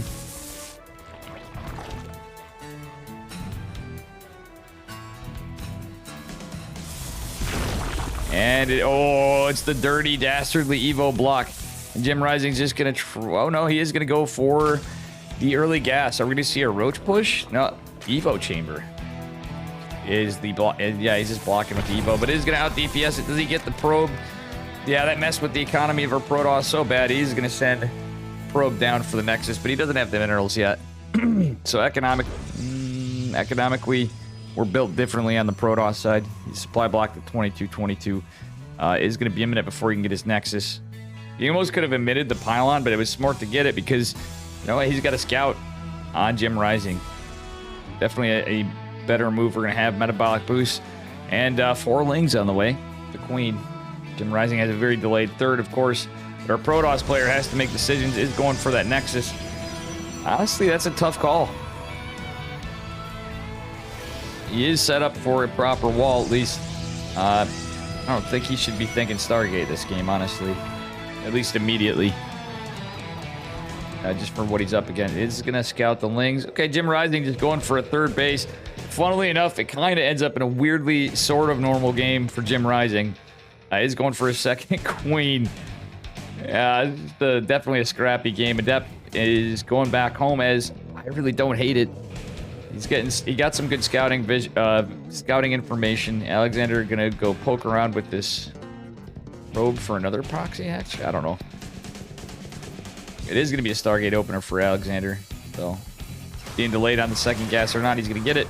2 adepts are going to clean up the Lings. Metabolic boost not quite done yet. The Shade, or the Psionic Transfer, rather, should finish before he is going to catch all 4 Lings. And then move across the map. Another adept in process. We're going to see Numithi's Carapace come down for Jim Rising. So he's got speedy overlords and getting some more Lings out. All right, I'm curious to see what our Protoss player does this game, though. He's going to have a 3rd adept to defend, which is very smart. He is going to scout the Lings with the Psionic Transfer. Oh, in a rough position. Does catch 1 drone. Is going to get out of there for the moment. Put some pressure on. He's going to recall the adepts. That's actually a pretty smart move. Chad move from our Protoss player. We don't have a chrono boost on the Oracle consequently, but he does have 3 adepts. Is posturing to take another base. The Shades are going to go out and try to defend the probe. And do we see these adepts get tucked away in a nook in the mineral line? We do not. Just yet. All right, so we're going to set up for another pylon. Interesting placement from our Protoss player. Yeah, he's going to have a little nice defensive setup here. Warp gate not quite done. And we're just probing up here. Behind us, Jim Rising getting some spores and probes. Depths are going to be in a little bit of trouble, but we'll clean up a couple of the Lings. But guess what? The Oracle's out. Going to scare the Lings away. At least force them in the natural. No, he's not going to go in there. Adept going to transfer over the other side. Oh, no. Okay, beautiful cancel on the Shade. Oracle is out of energy, so we're going to see some pressure on the pylon. Warp gate has not completed. Another Oracle is about to pop, but it's not quite there. I think we're going to see a dead pylon here, which is kind of unfortunate for our Protoss player. Forcing the Adept out, we're going to... Yeah, is there a supply block? Not quite, but Alexander certainly could use that pylon for the moment. At the end of the day, not game-ending trades. We're going to see the Twilight and Forge go down. We're hoping... with that said, we do have the Roach Warren actually finishing quite early, which is nice against Resonating Glaives, but I'm hoping we're going to see something more like a Blink opener from Alexander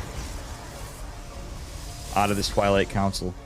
Jim Rising going to put some more Ling pressure with 5 Lings. There is going to be a Stalker to greet the Speedy Lord. Ooh, 1 Oracle fell behind us. Only 3 drones falling. That is not worth it for our Protoss player. Is going to be in a little bit of trouble here for a moment with the Adepts. Do we see anything researching? No. Not a damn thing for Protoss researching. I have a little scuffed saturation. He got a little carried away after losing the Adept, or sorry, the Oracle. A very high value pick off for Jim Rising already. And how you guys doing in chat? Alrighty. Third Nexus has Third Nexus has completed. We're going to see a little bit of worker lead for Protoss for a moment. It's going to be a Blinking +1 opener for our Protoss player. Jim Rising going for range attacks, but guess what? Ground weapons have started before and are chrono boosted, so we are likely to see a faster +1 Blink Stalker attack. And this is a little bit of a mind game from Alexander. He's pushing out with a lot of Adepts, making Jim think that it's going to be Resonating Glaives, so he's probably going to go into a Roach Printer. Potentially Oracles. We've got another one coming out. Going to try to find some value behind this. But he's going to take a lot of damage. He has to be careful not to lose that very, very hull damaged Oracle. He's going to go back home for defense. Going to set up a wall on the 3rd base. Alexander in a decent spot. Jim Rising posturing to take a 4th at a pretty late time. But he is going for what appears to be a bit of a timing attack again with the Roaches. Or is he? No, he's just droning up. He's just putting a little pressure on. We do have a shield battery. None in the natural, though, so this very well is going to be scouted. So if the Roaches push the Nat, that might be a better strategic decision for Jim Rising. Or go to delay the 4th. There are 2 Oracles to defend. Roaches kind of hiding out here for a minute. Camping a bit. But we're going to have Blinking +1 finish here momentarily. He's going to need it. Not a lot of Stalkers out. And the Overlord is alive. Probe's kind of not doing anything yet again. Just chilling there in the nook and the cranny of the mineral line. Whatever. Double Phoenix Scout from our Protoss players. The Oracles are right on top of this army of the Roaches. Like stink on shit. Oh my god. Okay. Alright, we're about to lose the Oracles. That is not looking too good for our Protoss player. The hallucinations are going to scout everything. See the Hydralisk researching muscular augments. You should be assuming that we're going to see a double robo this time. Love to see it. We're very likely to see fast lurkers again out of Jim Rising, but you know what? This timing of the double robo, he could get into a robo bay if he can secure his 4th base. And being that we're on pretty even worker count, if there's... Yeah, we could catch a decent timing from Protoss. He's going to get a rev tag out. He doesn't have an observer, of course, because he opened Stargate, went into Blink, going into charge, +2 ground weapons, +2 range attacks for our Zerg player, Mr. Jim Rising, on the backside of it. All right, here we are. A little bit of an engagement going down. And some pressure here, some Lings in the mix. Some Adepts are going to help try to fight some of this, but ultimately the Lings are going to be a little bit of a nuisance in some of this fight. But the Hydra's more of a problem. Charge is going to finish here. These Stalkers look like they're in a bit of trouble. There's a lot of hull damage being done. Somehow there's a random probe here. Okay. Rando Calrissian probe. No stasis wards this game. I would have liked to seen some stasis wards go down, but these Oracles are out of energy. Jim Rising has a massive army. Double Immortal production's out. Lurker Den has went down already. So we have the ability for Lurkers, Groove Spines, and +2 still underway. Okay, the Biles get eaten a bit. Charge Blast reinforcements are going to help, and the battery overcharge is called down. Sentry does fall with Guardian Shield getting deactivated as the Sentry dies. An Immortal coming out, Big Daddy Immortal coming to try to help fight this and hold the 4th base. Looks like we are going to temporarily hold here on Alexander's side. He's just staying into Immortals, though. No Robo Bay. Jim Rising hasn't been able to get into Lurkers yet because he's playing very aggressive. He is going into that Hive, though, so we're going to start seeing some Lurkers in production. I am absolutely sure of it. 91 to 54 army supply in favor of Jim Rising.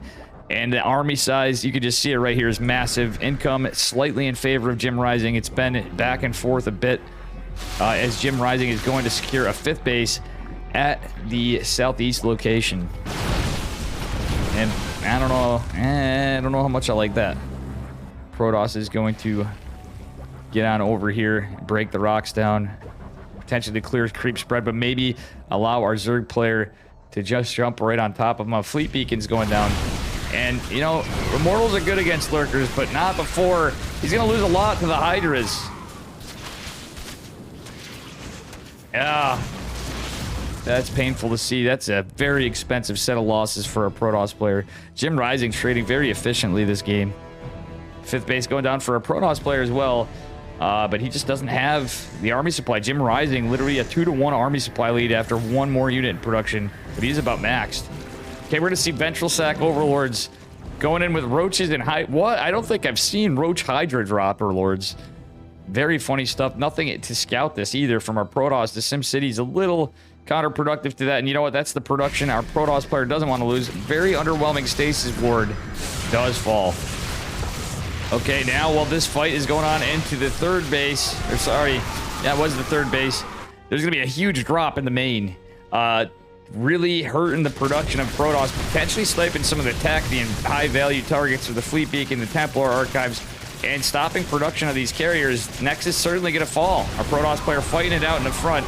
Adaptive Talons coming out first for our Zerg player. Wait, did he get Seismic Spines? Nope, he's going into Adaptive Talons. And this production in general is going down. GG is called. The Jim Rising coming in hot and cheeky for game number 3.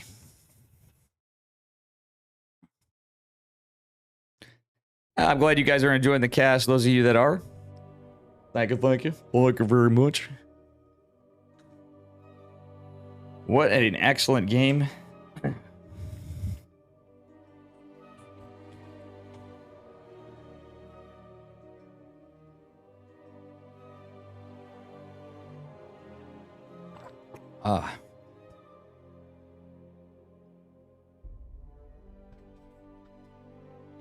So we still have 1 more game to go.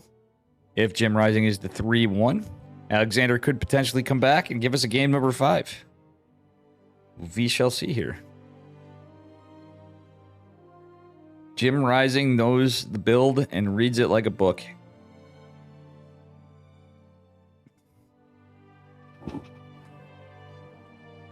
I'm curious to see if Alexander has any tricks up his sleeve for game number 4.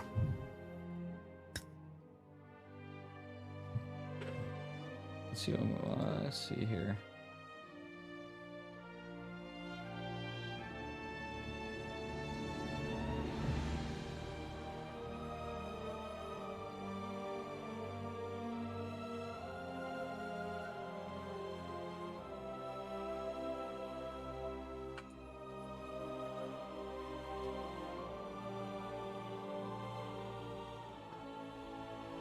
Oops. Hold on.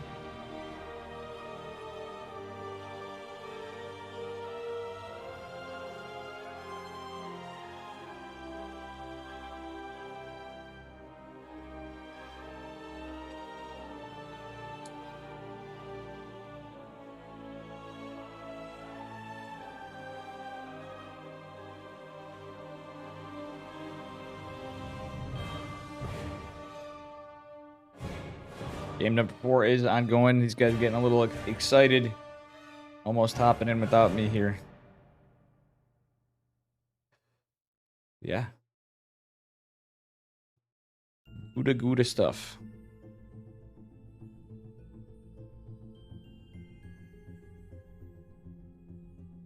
And we have another game coming up here.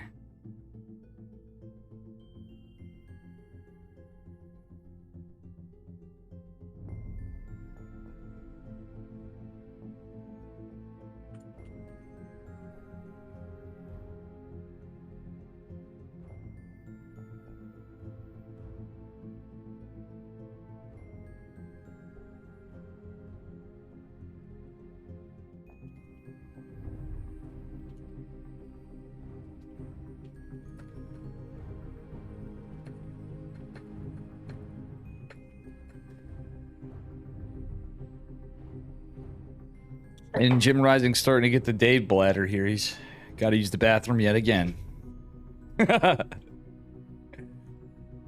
Hey, what up, Brum? How you doing, buddy? Night Garden's here. The whole gang's here. A lot of you.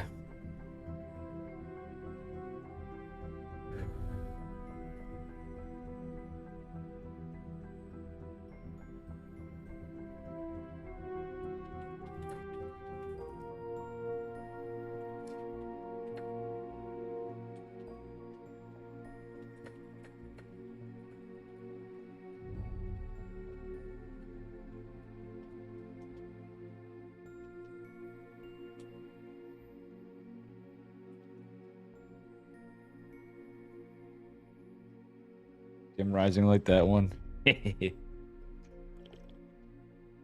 Got him. Little ASMR for you with the water bottle and everything else going on here. Brum in the house with the cuddler of ducks and the demon of cutes named Raven.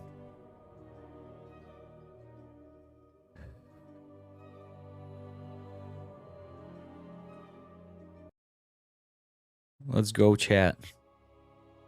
All right, I hope you guys are excited for this. Are we going to see a 3-1? We're going to see us go to game number 5. All right. Let me get this fixed up here a bit. Hey, thanks for the follow. This is the way. Changing things up here because we have a little... Oops.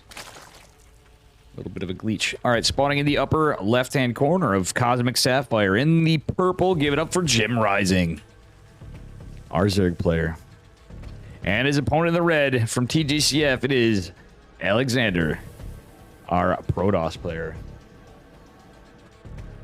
Potentially bringing it back a game, taking us to game 5, or going down.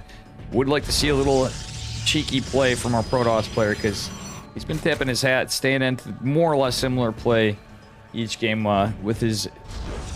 He does play some mind games, though. We did see the Void Ray Phoenix strike out in his matches against Eggs.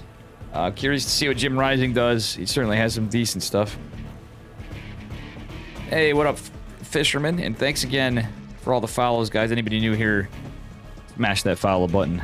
You know the routine. You know the drill, fam. All right, we do have a spawning pool going down, and yeah.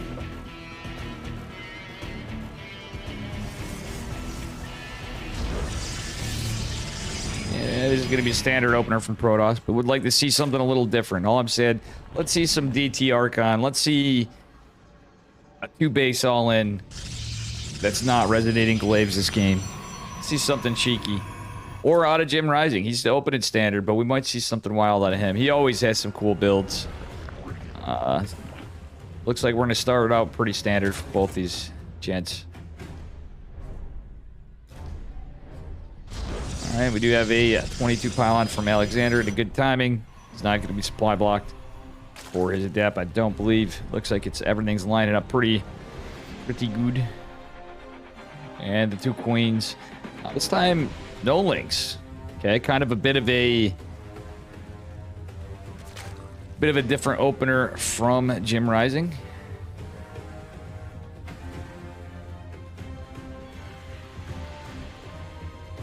Jim Rising retires from StarCraft Mad Max. And thank you for the follow, Mad Max, mister. Yeah, he's been playing a lot of League. I actually played my first game and only game of League with some friends off stream. I know he's been playing a lot more games, but he has been taking a break. You know, he's been playing StarCraft for a long time, so can't fault the guy for playing some other games and not really trying as much. But he's certainly competing, and he's hoping to get into DreamHack Atlanta in the main event. Ooh, Adept is taking a lot of hull damage, well, not hull damage, but actually bodily damage. It is an organic unit. And Overlord is not going to get... Wait. A little bit of miss micro here. Is going to be a blank opener. So, very cool stuff from our Protoss player. He may fake out a third base, but this is going to be scouted. Losing the Adept was kind of rough. The Lings are going to make their way across the map. There's nothing to plug the wall just yet, but the probe's going to be in position to drop a shield battery or pylon. We did hear the Overlord just die, and a little bit of puking sound here. The full surround on the gateway is not going to be too good for Jim Rising. We can cancel this battery here in a second. I don't think he's going to cancel the battery. He's going to commit to this as a 2-base all-in. Remember how I said I wanted to see a 2-base all-in, folks? I believe we're going to see at least a very committed 2-base push. There comes the Warp Prism. 3 more gates dropping. It's going to be a Blink Stalker timing attack from Alexander. Another Overlord is, well, yeah, another Overlord is out. Jim Rising not setting any pylons out. I would actually do that just in case. Just in case of Anitis. It is Jim Rising after all. He has a man of cheeky builds. He's going into the Roach more and trying to set up defensively, not rushing the lair. Okay, he is getting it just now, but wasn't exactly the earliest lair. Pylon is going to be over here to scout the Overlord. Because we are going to want to deny the scout of this build. Okay, we do have some Stalkers picked up in the Warp Prism. Again, Alexander. Oh, no, okay, he's held position. I think that does just wall off just right. He's a little bit behind. Okay, Jim Rising dropping some spores, starting to pump out some roaches and speedlings. And he is going to be aware there's no third base. Jim Rising has lings in both locations. Welcome, State Sail. And we're going to see a bit of a stalker pressure here. The Stalkers are going to be surrounded by the Lings fighting on creep, and there's a lot of roaches there. So Jim Rising is pretty well prepared for this assault. He got a good read on this. All right, what is our Protoss player going to do? There's no Ravagers just yet. The Queen's not going to be too aggressive to try to fight the Prism. Not a lot of Stalkers. Army supply 2-to-1. That's looking pretty scary for Mr. Alexander. And yeah, there's going to be a lot of pressure here. Oh my god, the Lings are going to be a bit of a problem surrounding the Stalkers. They're taking huge amounts of hull damage. And yeah, this is looking over 50 to 15 army supply as 2 more Stalkers warp in, and not a whole hell of a lot. Man, we can see some corrosive biles in the Warp Prism. Warp Prism is going to get out. Do we have a blink available on part of it? We do, but there's just so much Zerg. Jim Rising macro and behind this, taking a hatch, getting some more Overlords, just pumping out those Lings.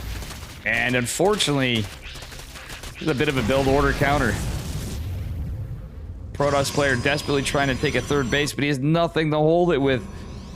Only 1 shield battery in the natural, and that base has just started at a very late time. Zerg does scout it, I believe, with that Ling right there. So he's just going to go bust into the nat. There's just nothing here to protect this, and he is going to be able to delay the third, if not forcing a cancel, which puts our Protoss player in an even more awkward position. Stalkers warping in. and there's just nothing else he can do. He's got to just hold this somehow, some way. The Cyber Core going down is rough when all you have is Blink. He's not going to be able to make more Stalkers. So he's got to micro his way out of this, or attempt to. A Hydra Den going down. Glial Reconstitution. 2 Gateways, Depower, no Immortal in production. And yeah, we're just going to have tons of units pumping out for Jim Rising on just 50 workers. War Prism falling. This is just looking like it's all crumbling for our Protoss player. Third base is going to try to come down. But again, losing all this, not having a wall. Lings are going to start coming in and pressuring the third, which is fallen. It's 400 minerals down the tubes. This game is looking like we might be seeing a GG very shortly. Our Protoss player trying desperately to stay in this game, but I just don't see it coming back. The supply don't lie. It is 131 to 56. Wall attempting to be rebuilt. The Lings, everything's just... It's unlucky. A Robo Bay out of desperation is trying to be warped in, but, you know, it just ain't gonna happen. It ain't happening. I don't see it happening. And I hate to be that guy, but folks, it's looking like we're gonna see it here in a second. He's gonna fight desperately, and we can't blame Alexander. He's played really well in this tournament. He's gonna put up the best fight he can at the end. This is the qualifying match at this point. He's going to try his best to hold on, but we're on a 4 bases for Jim Rising. He's going into +1 ranged attacks. Constant pressure. He has all the tools. We aren't able to get out a disruptor. We lost the 4th base. Reinforcements coming in for our Zerg player. Yeah. Very much ogre. Oh man, Jim Rising just putting the hurt in game number 4. And congratulations is called in the GG. Jim Rising has qualified. Very well played by Alexander still, though, so guys, give him a round of applause. Also, welcome Dark Blood. Anybody new here, appreciate a follow if you enjoy the stream. Do a lot of tournament casting. Do a lot of laddering. I do some other stuff.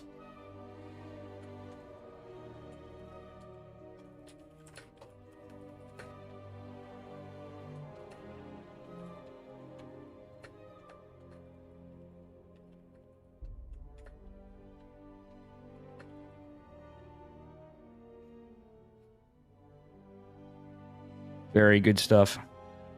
Well, I mean, Arthos' pylon or not, there just wasn't enough there. It was a bit of a build order counter.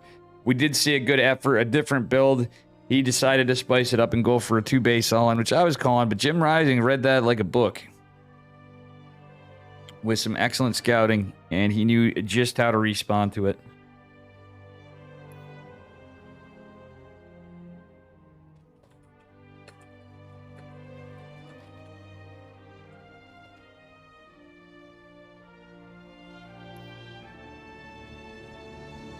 Alexander versus Master, okay.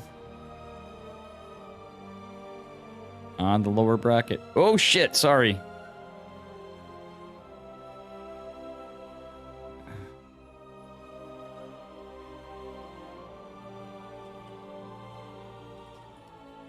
And the lower bracket can still qualify, so it's Alexander versus Master.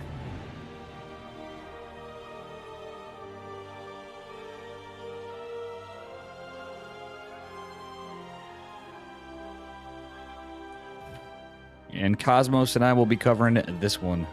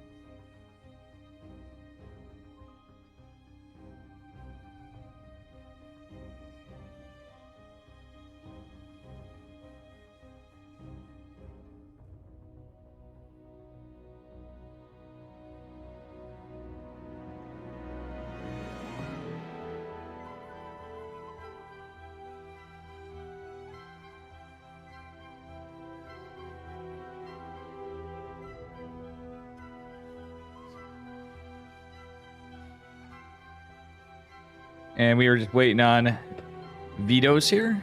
And with that said,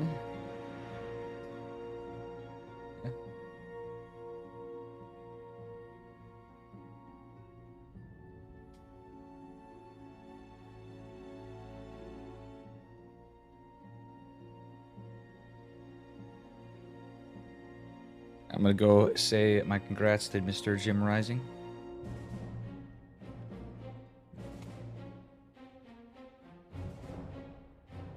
Here we go. Sorry about that, guys.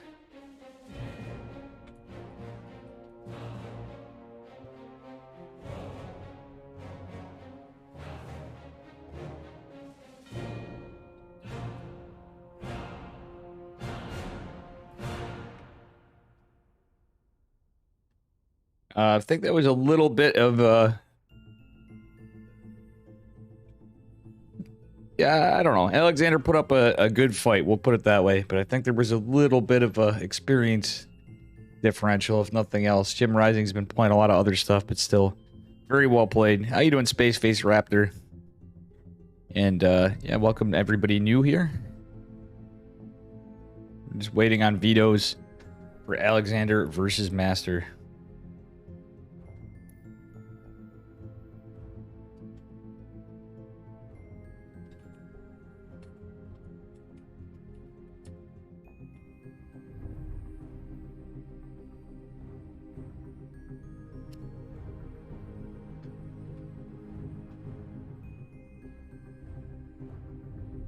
All right, guys.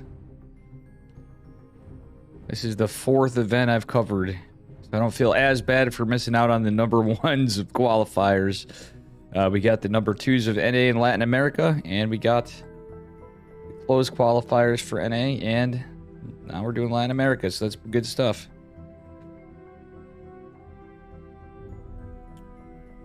And we will be seeing who is covering regionals after.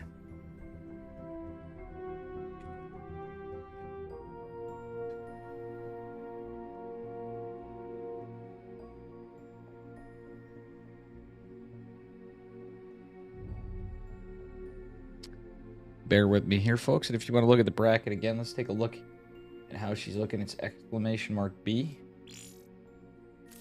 Okay, we got invited directly. Exclamation mark B is where it's at. Lower bracket is where we're at on our side. I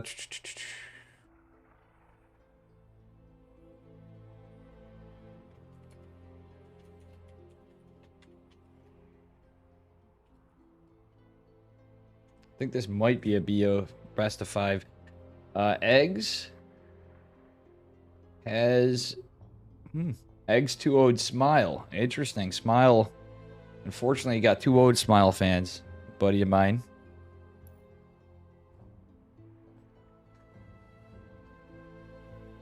And yeah. Here to VR.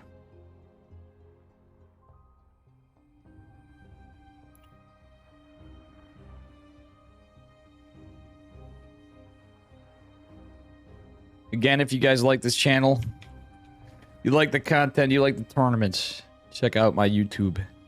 We are looking for YouTube subscribers as well. I get everything on there, pretty much. I have to catch up on a few things. Slowly but surely building people up, but we have a lot of content on there. And I do more than cast, but usually on YouTube, it's mostly that, and it's going to be some memes. We're going to have some guitar stuff, hopefully the cartoon, and some other interesting content on YouTube as well. Dave Scuffed Artwork cartoon.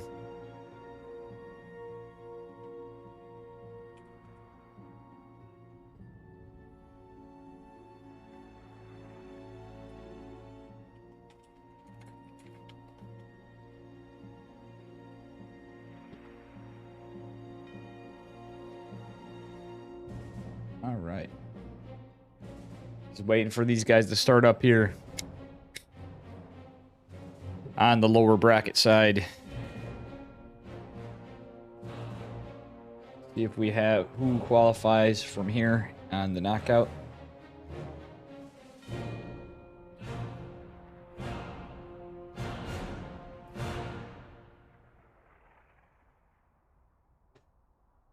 Alrighty.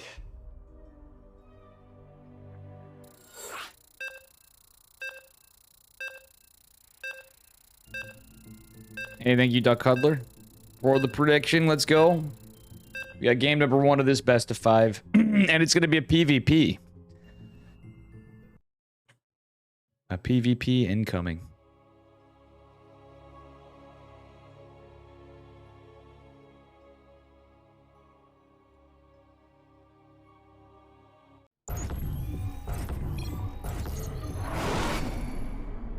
And here we are, spawning in the bottom right-hand corner of Moondance. Give it up for our red Protoss. It is Master. And his opponent in the upper left. He's blue. He's from TGCF. He's playing pretty well. Overall, he has got a good shot here. He's Alexander. Oh, thank you, Zeratul, for subscribing on YouTube. Thank you very much. You greatly appreciated. Probe is going to go out across the map. Try to find some value here. We'll see what happens.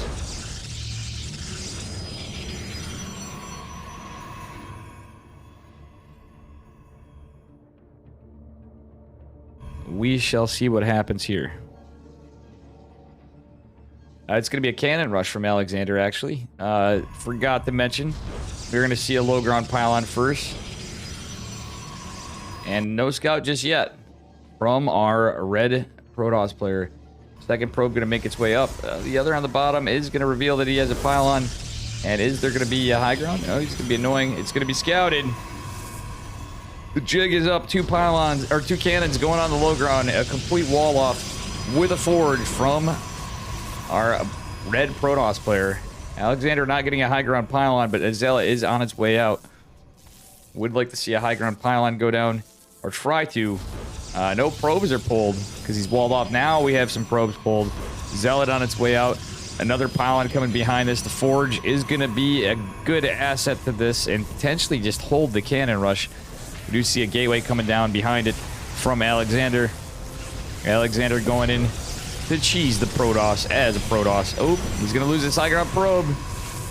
Yeah, he's going to lose the high ground probe. That's very unlucky. It looks like 2 probes fell. Did we see another one coming? Right away, we do. There is another probe on the map for Master, so he's going to scout the probe coming in. No Zealot in production for Alexander. He's going right for a Cyber Core before the gases. He's going to try to tech out of this.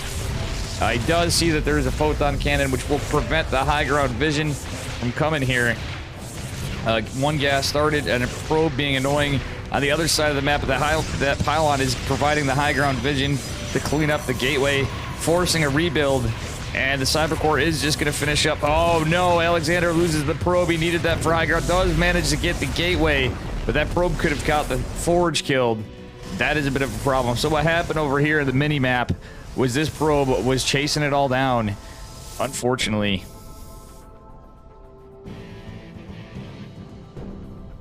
All right. We do have a gate coming down for Zealot. I don't know why he's going. Okay, he's going for Zealot. Probably going to be a Stargate from Alexander, I would assume. Gateway finishing up Warp Gate on the way for Alexander. He's going to go kill the Forge. There's going to be a Stalker coming out. Depth, probably not the greatest thing to do here, but we're going to see a block from Master. Could potentially proxy, I guess. But he's lost a lot. Let's take a look at the losses overall. Certainly in favor of our blue Protoss player, but he's a little behind in tech. He is going for, nope, just a gateway and warp gate. Taking his 3rd base as a Nexus. He's macroing out of this. A little bit of a macro rush. Depth chiseling away. Oh, wow. That was not the position for a gateway.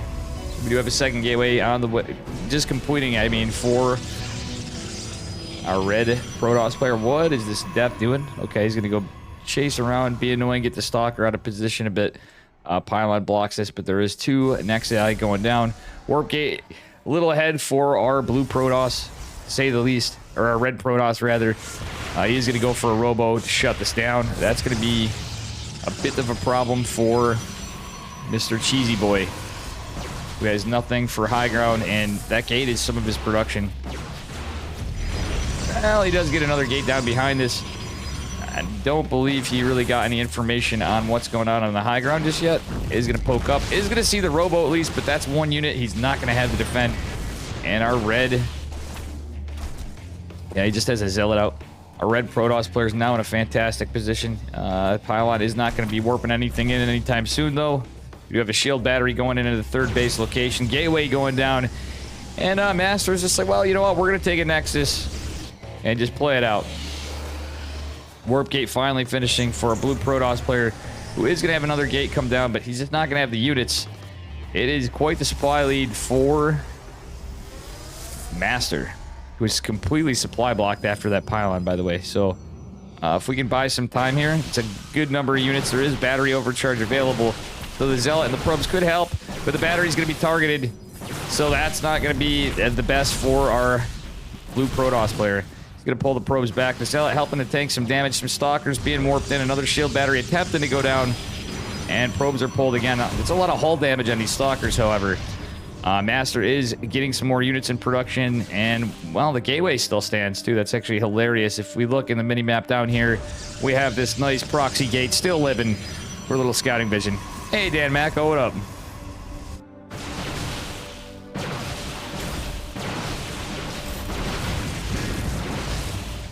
Alrighty.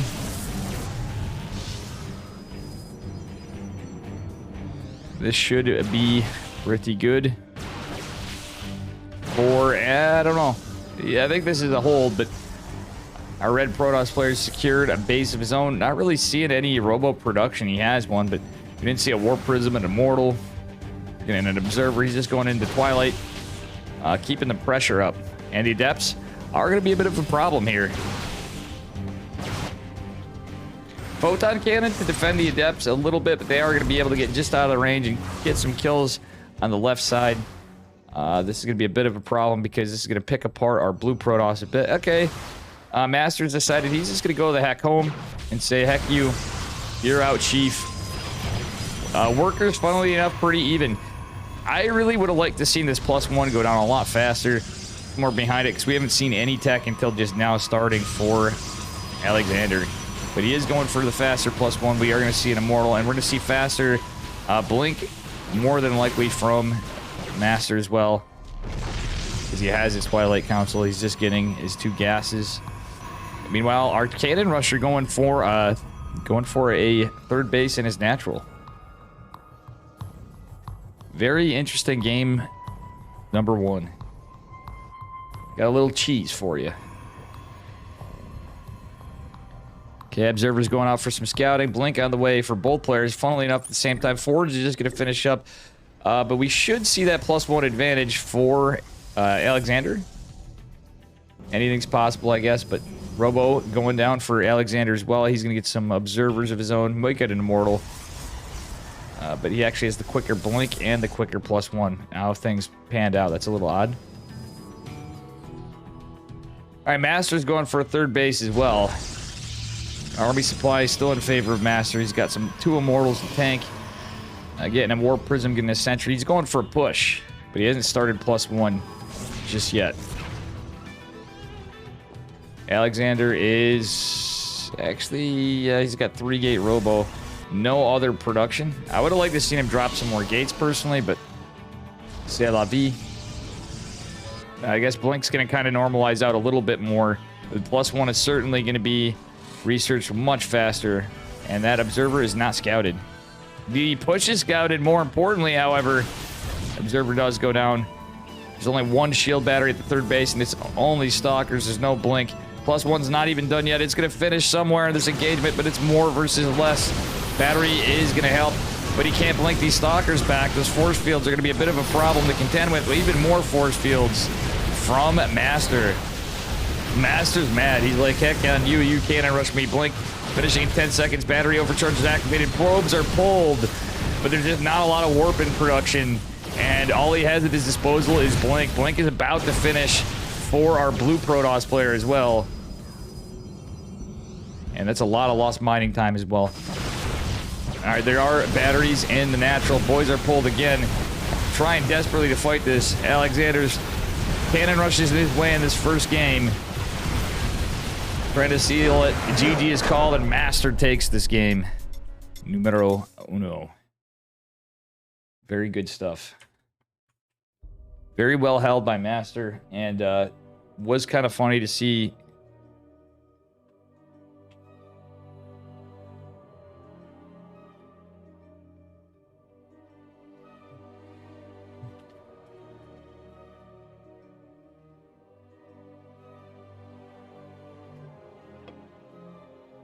Yeah.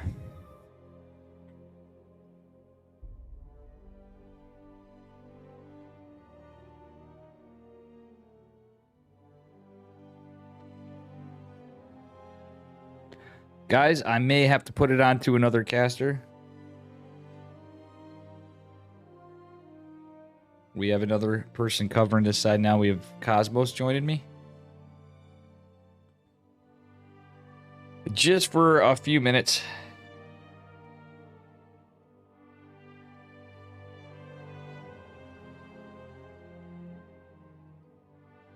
Once we get the second lobby.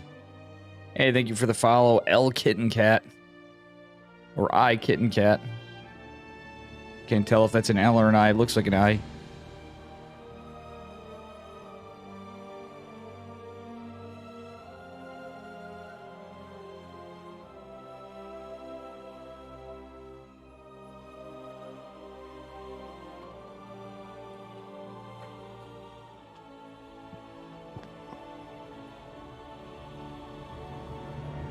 All right, thank you, thank you.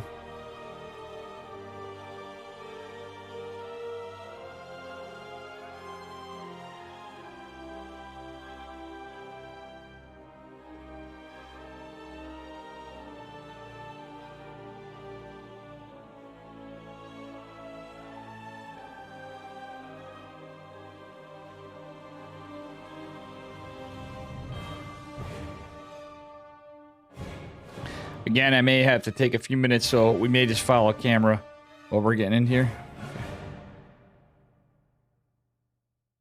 And I'll at least do the introductions. Have to take care of this. It won't be long, worry not. But at least you can see the game.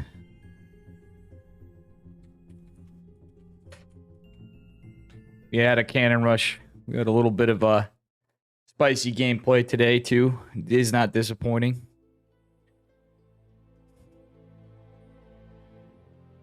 Stop meowing, Gene Sim.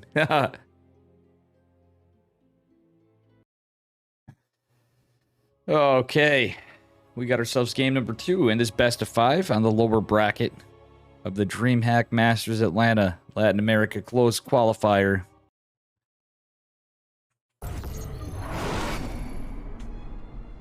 Actually, I hate when this happens. We're going to correct this. Spawning in the bottom left-hand corner of Tropical Sacrifice in the red. Give it up for Master. He is up a point. And from TGCF, it is Alexander, his opponent in the blue. Currently coming in after a cannon rush game number 1. So bear with me, guys. I'm going to put it on another observer's camera just for a moment. Well, looks like we are going to see this away. Robes coming out here, and we are going to see a gateway dropping for Master, looking like a 2-gate versus potentially a 1-gate expand. Good old PvP at its finest. Robes going out. Master going to try to get a Nexus block, of course. And, you know, the rest. We'll see what cheeky shenanigans. It may just be a 2-gate low ground from Alexander. Now that we know he's a cannon rusher as well. Does look like a 1-gate, 1-gas expand. Oh, no, he's going for a 2nd gas. And, yeah, we're going to see a little probe harass here. Deny the Nexus. Meanwhile, a little scouting on the other side from Alexander. All right. Probe not going to get some hull damage for now. It's going to be a core before Nexus so far. May actually be a gate opener. Or, sorry, a Stargate opener, rather. We are going to... Oh, he does get the block. No Nexus for you. This is Master. And, yeah, from here, we're just going to see the probe go on. Whoa. Yeah, this is looking pretty rough.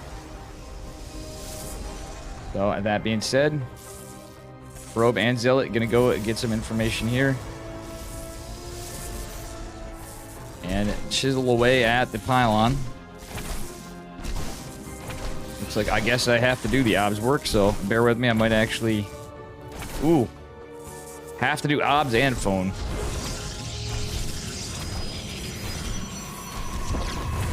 Cybercore block, a cheeky Cybercore block from Master, who is supply blocked at the moment. It is going to do the Cybercore block to be annoying, get a cancel, but it is going to send him back 150 minerals. Stargate down. He's just now... Wait. What is this? Yeah, it is going to delay his production a bit.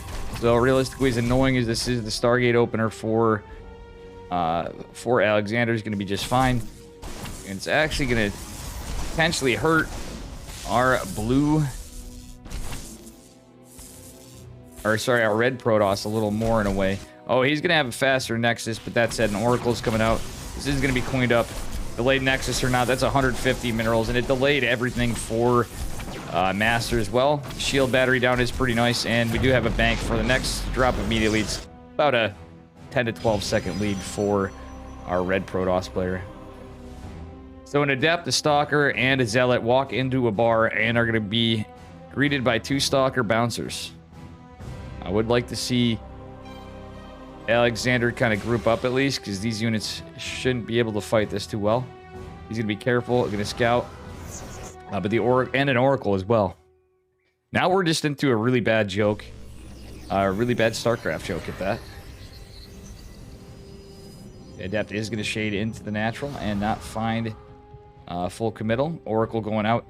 And, well, we'll see something happen here. Oracle trying to find some value in natural, but that just finished. 2 Stalkers certainly going to be able to defend us with the shield battery. Stalkers pressuring out. We do have a group of a couple Stalkers. Zealot and 1 Stalker over here.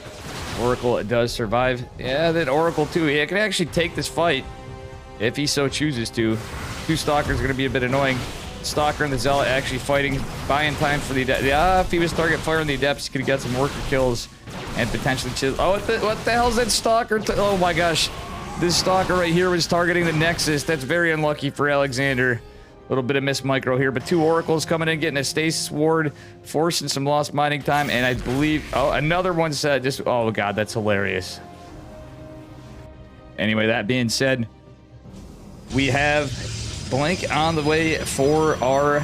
Well, both the players. Blink on both sides of the map. A little bit of a robotics facility follow-up for Master. I do like the other gate production for Alexander. However, it's pretty good. He's still got the Oracles alive. Out of energy, but he can go poke around and get some information, if nothing else. Try to get some worker kills. Looks like Alexander is going to posture to take a 3rd base.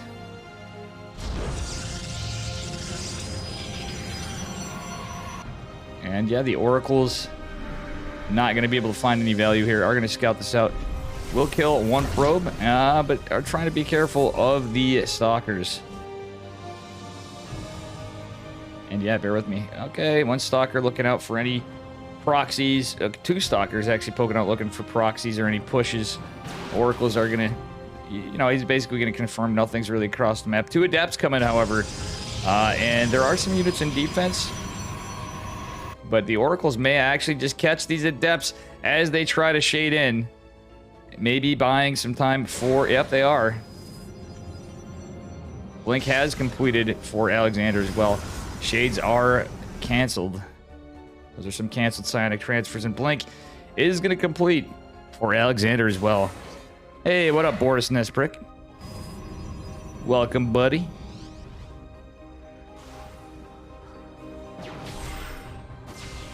And we got a little bit of chiseling here.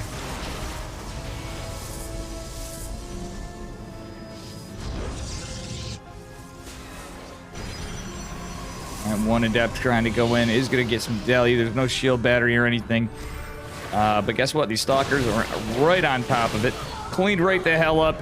And you know what? We got some nice stasis wards laid out defensively. So good use of the Oracles. Observer may catch this. Oh, yeah, it's definitely going to catch this one stasis ward right here. Stalkers are not going to be able to see it, however. Oracle's going to go try to get some more value in the main base, but we got some nice defensive Stalkers with the shield battery. The 2 Oracles versus a battery are obviously good. The third base has been completed for Master behind us. And yeah, that is very, very unlucky. Okay.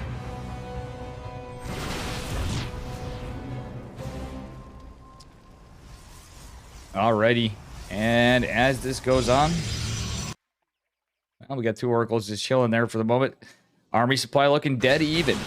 Observer from Alexander is now shot. +1's going to finish potentially a little faster for Alexander. We do have to charge follow-up from both players. +1 and charge. A little snipe on an observer yet again. Oracle's trying to be menacing, but the Stalker's still positioned here for a Master. 4th base going down for Alexander and Master as well. Everything looking pretty even. Steve is a little delayed. 4th base from Alexander, who has not been able to kill any observers. So the observer is keeping an eye on this.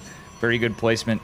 And another to follow for Masters. Get some excellent map vision. However, these Oracles have been absolutely beautiful for Alexander this entire game. Army supply temporarily in favor of Master. The production looking, well, at the moment it's in favor of Alexander. So he can warp in more units, but is behind for the push in the immediate. Shield battery's not down. Can he deny this 4th base? That could be very unfortunate. The observer is still on this, still on the stasis board, and that's a lot of Stalkers. That it should be a cancel. Ooh, beautiful last second cancel from Alexander. Who is right on top of this? Okay, he does have a couple of mortals to start this, so very unlucky in the timing. The 4th base is established for his opponent, and actually he had a he did have a window of opportunity to chisel away at a photon cannon, maybe catch some units, but he's got to worry about defending his 4th. Defending and securing it, but the shield battery is certainly going to help. Another observer going down. That's very unlucky. 3rd base is also in trouble. The stasis ward is going to be in range, and it's going to go down anyway in just a moment. Ideally, that would have caught it, but if ifs and buts, folks, you know the rest. Oh, God, that's a 3rd base destruction. It's not looking good for Alexander for game number 2.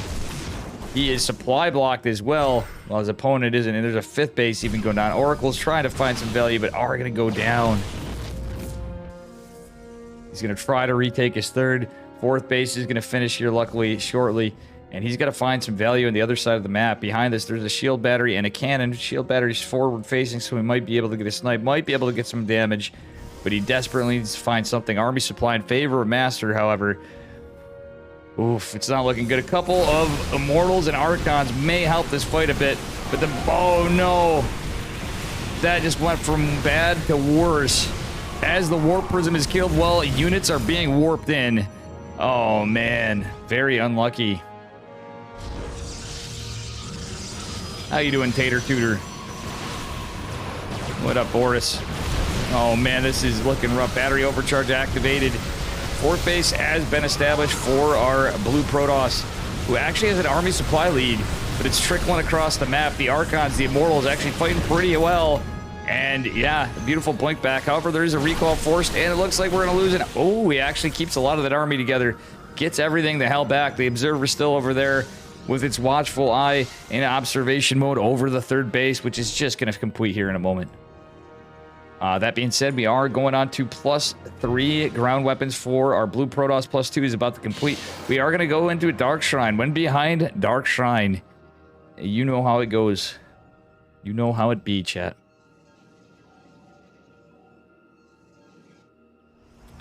All right, we do have a massive presence coming out for Master on the other side of the map. He's going to push out, but the army supplies are pretty even. It is mostly Stalkers and Charge Lots. Pylon is going to scout this, which is exactly what we wanted to see for Alexander. However, it's a multi-prong attack, so the Stalkers are going to fight into the 4th. The Zealots actually going to run it. Oh, they're all going to run into the 3rd base, which was just rebuilt, and this army's a little disjointed.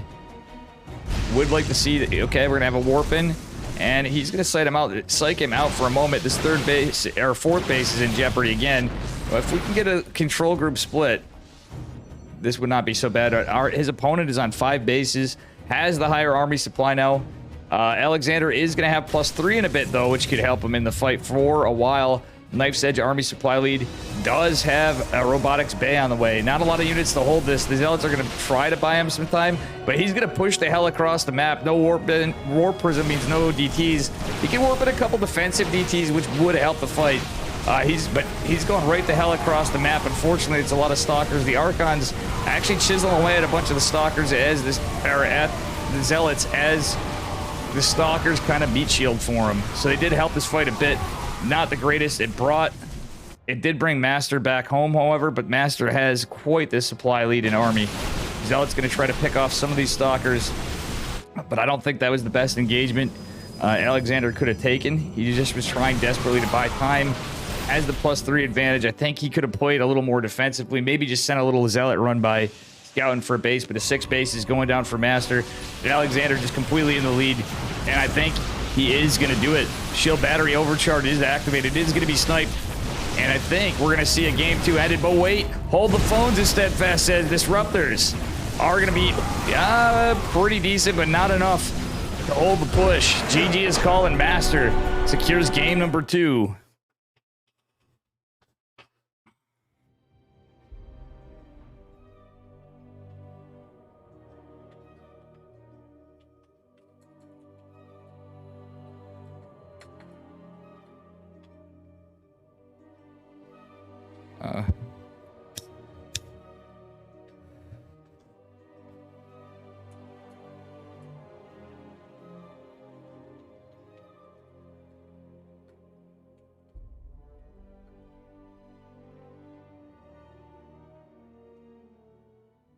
All right, that was a very well played from both players.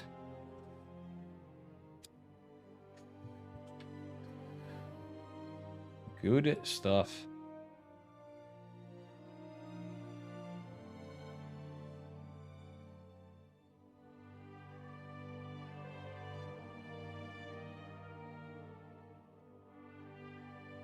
And we have Eggs versus Paco Mike going on. We have all sorts of things going on other sides.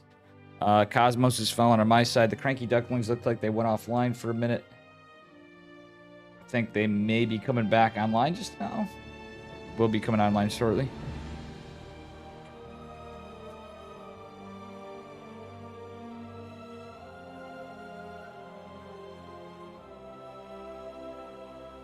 I have to sneak in the nightly girlfriend phone call. You know how it be. I'll be following the camera here in a momento. So, I hate to do that. Would like to get the introductions, but we'll probably start it. Feet, please. What the frick? That's some interesting emotes there. What? No feet here, bud. Abel Bacon. Now that is some interesting stuff. And Tater Tutor with the Chicken Man on long cock. Love to see the long cocks in chat, but that's a new one. What up, Patty Mac? How you doing?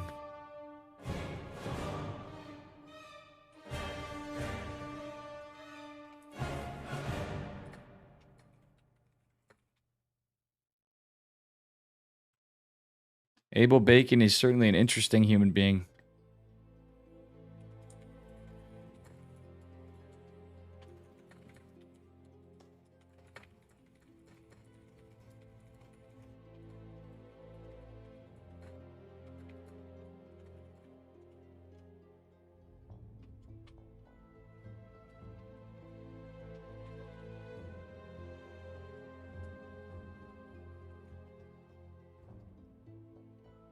We're definitely going to cast in the future. Again, Patty Mac.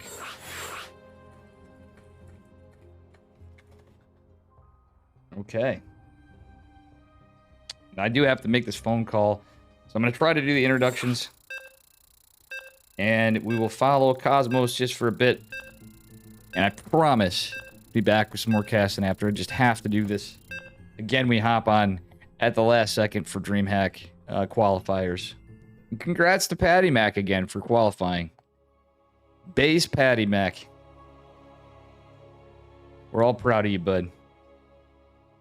You and Windicta coming in strong. Mr. Miggs himself. All right, here we are. Let me get this set up. And here we go into game number 3, spawning in the upper left. It is our red Protoss player. He's up 2. Can he take it home in a clean sweep in a 3-point series? Give it up for Master. And his opponent in the bottom right. He's blue. He's from TGCF. He's been fighting hard. Came in hot with a cannon rush in game number 1. It is Alexander. And here we go. We're going to follow Cosmos. I have to take care of a phone call. I don't know why it's not doing it. Let me go to Cosmo. It's not letting me follow his camera. All right, here we go. I will be right back. Apologies, guys. Welcome, Corporal Fudge, as well. And sorry about this.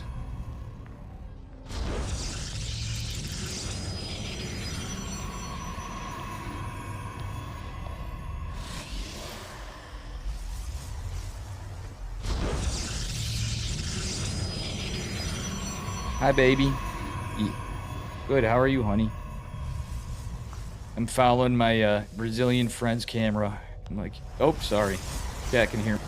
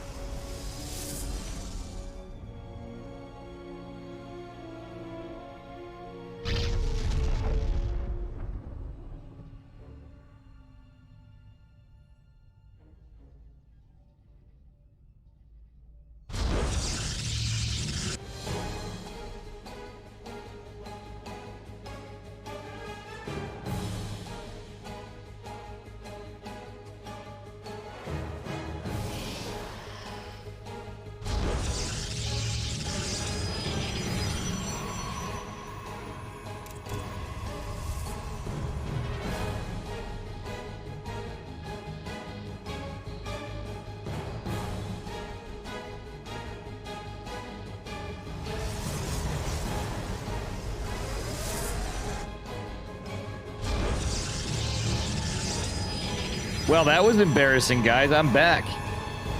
Yeah, I didn't realize I was on Tater Tutor. That was pretty funny. That's a first of a kind for Dave here. I've been doing this lately just because I've been streaming so much, and you know what? This kind of, again, I would never do this in a professional event, but kind of snuck up on me in the last minute. Everybody's going to tease me forever now. Well, nothing we can do better there, chat.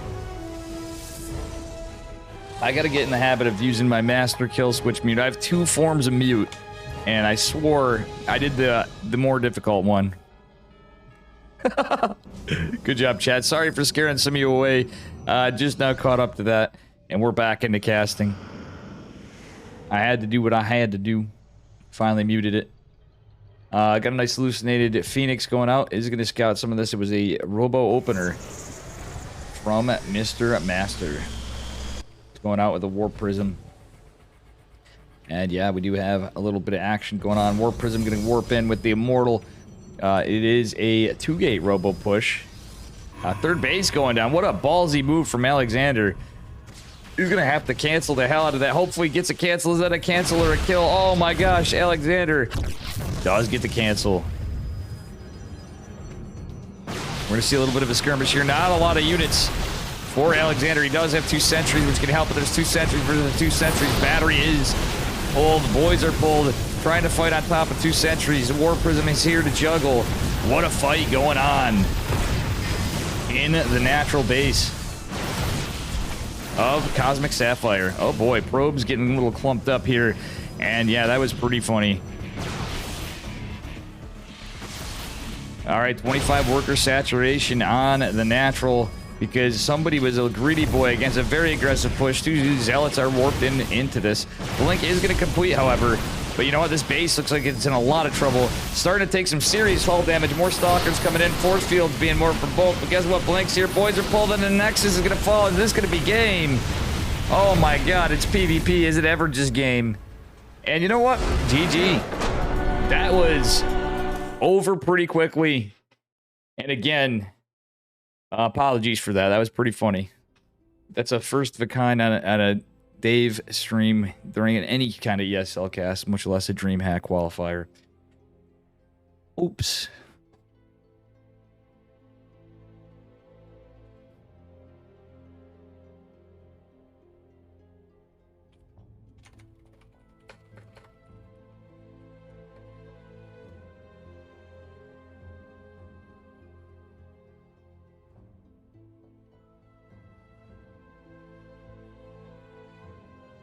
See if we have any other series to cover.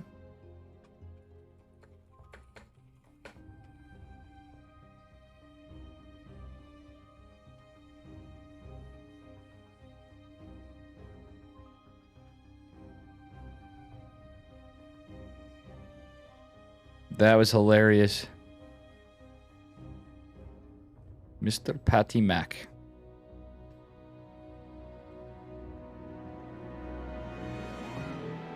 Okay, all we got is Eggs versus Paco Mike.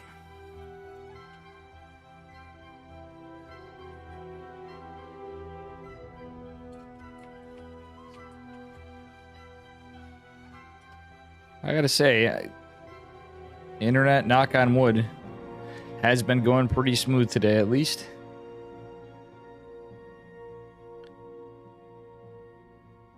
And we're just waiting on game number 1 of Paco Mike versus Eggs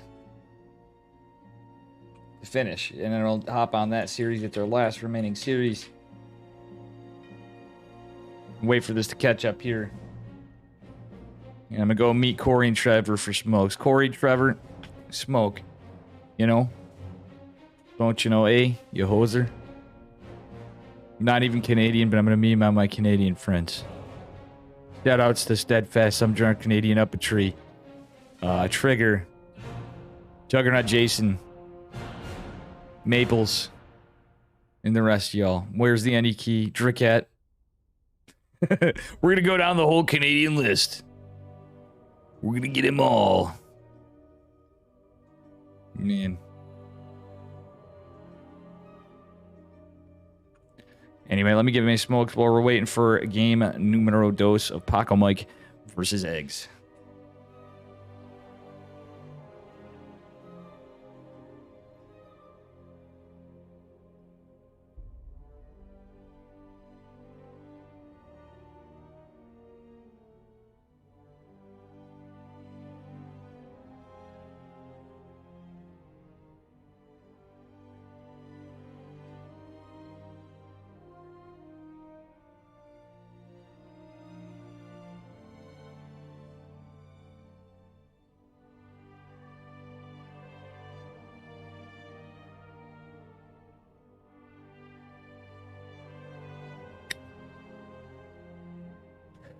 And I'm back. Surprised nobody clipped that. That would have been pretty funny. It's all right. I'm sure we have. If they happen to be listening, I'm in Icegar or maybe Sinistro or somebody'd be in here from ESL. Too funny. Too funny. Too funny. One of the many admins. Otherwise, or staff. Why is halibut so tasty? If you don't even like fish, but halibut's good. It's pretty good. What up, Switch? Good to see everybody here hanging around. Hope you're having a good time. We had some funny little blunders here. Waiting for game number 2 of Paco Mike and eggs. Which might be a while, sadly. They're about 6 minutes into the game, +2. So, and about 8 minutes into the game here. Breakfast burrito. My stomach's starting to feel a little better, so I'm actually wanting... I had some food, but we're eating a little bland. Night Garden's been working, knocking wood several times a day. Oh boy. Trying to remember where we were at 2 minutes ago, but old man Dave, you know how it goes here. I have to find the missing hat from the rack, because I always throw you guys off, because there's always a 5th hat, at least. I might actually make it so I got, like, more hats there. Or we need more hat racks. Shout out to my broom in the corner there, too, by the way. You know. You know what I mean?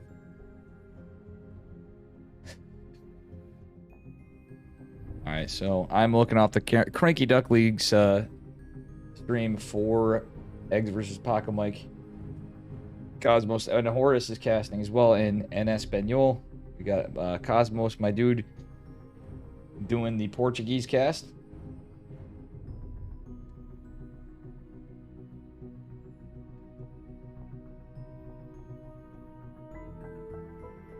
And let's see what happens here. We're just waiting.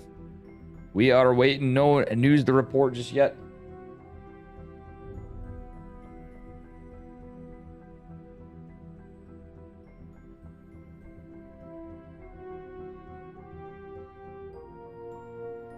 And yeah, I appreciate the heck out of all of you gamers.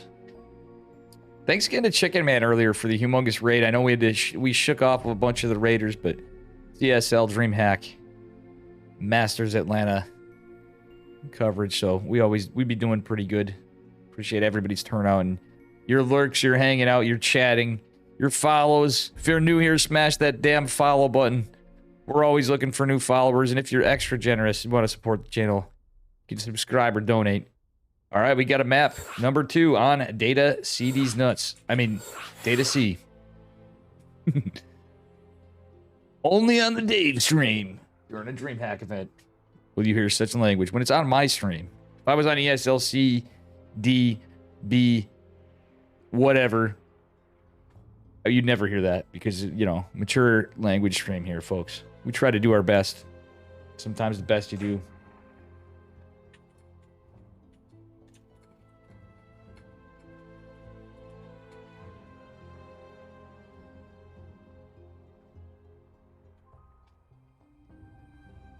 Just finding out the score, and we're in a lobby. Finally starting out with Eggs versus Paco Mike.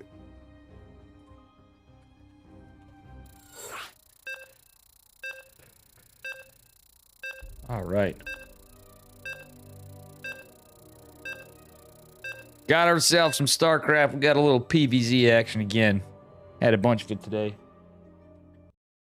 I'm wondering what my cats are up to. I'm starting to get a little sus here. I'm not seeing them in a bit. What trouble are they up to? Are they sleeping? Are they causing some trouble here, by the way, chat? Best of 5 series again.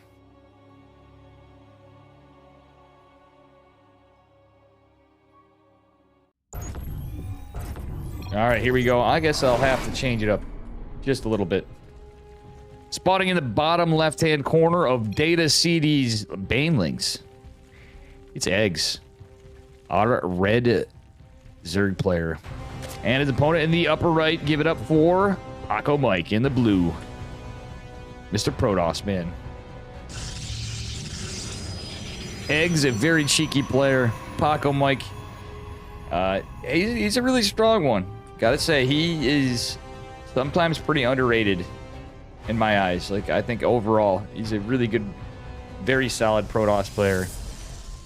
Definitely brings us some great games. It's a pleasure to cover him yet again. Anyway, he's going for a Gateway Scout. It looks like Eggs is going to be set up to not be blocked, obviously, which he wouldn't be with a Gate Scout. And is going to get his hatch down here. About 52 seconds. In between 52, 53. Yeah, this is the official map of SawCon. Tater Tutor is absolutely right. Sawcon, D's Templar. Phone lurking? Well, thank you, Boris.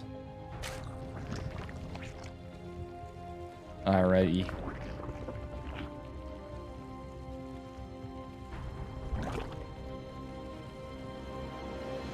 Alright, we're gonna have a little bit of mining out here. Little minerals going out from Paco Mike, gonna be annoying. And is gonna get a cyber core for a second gas, of course. Very standard opener, 21 gas and 22 pylon.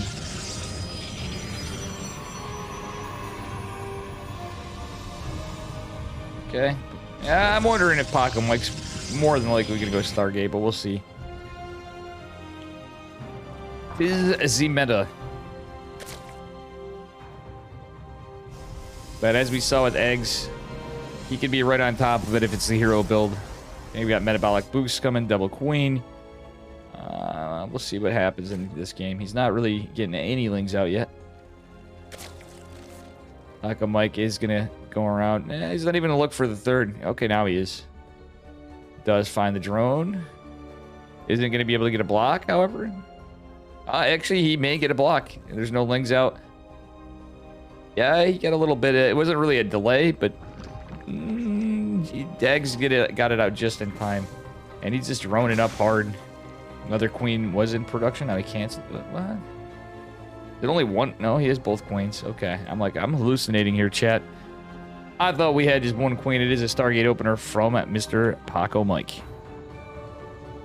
and we do have an adept coming out here from the Mikester. All right. It's going to be a Void Ray opener. Okay, this is kind of cheeky from Paco Mike. Adept is going out trying to get some information. Only a couple lings and a queen down in the natural. Some more lings in production here. Potentially trying to deny a third. Eggs may be a little alarmed that there is no stalker. Usually have a stalker out in the meta to deny vision. Obviously, he's going to know it's not.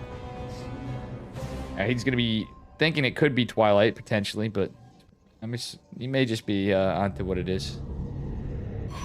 Probably just thinking it's an Oracle, but it's not. It's going to be a Void Ray. Paco Mike getting another gate and a Twilight Council. Curious to see with a follow-up here.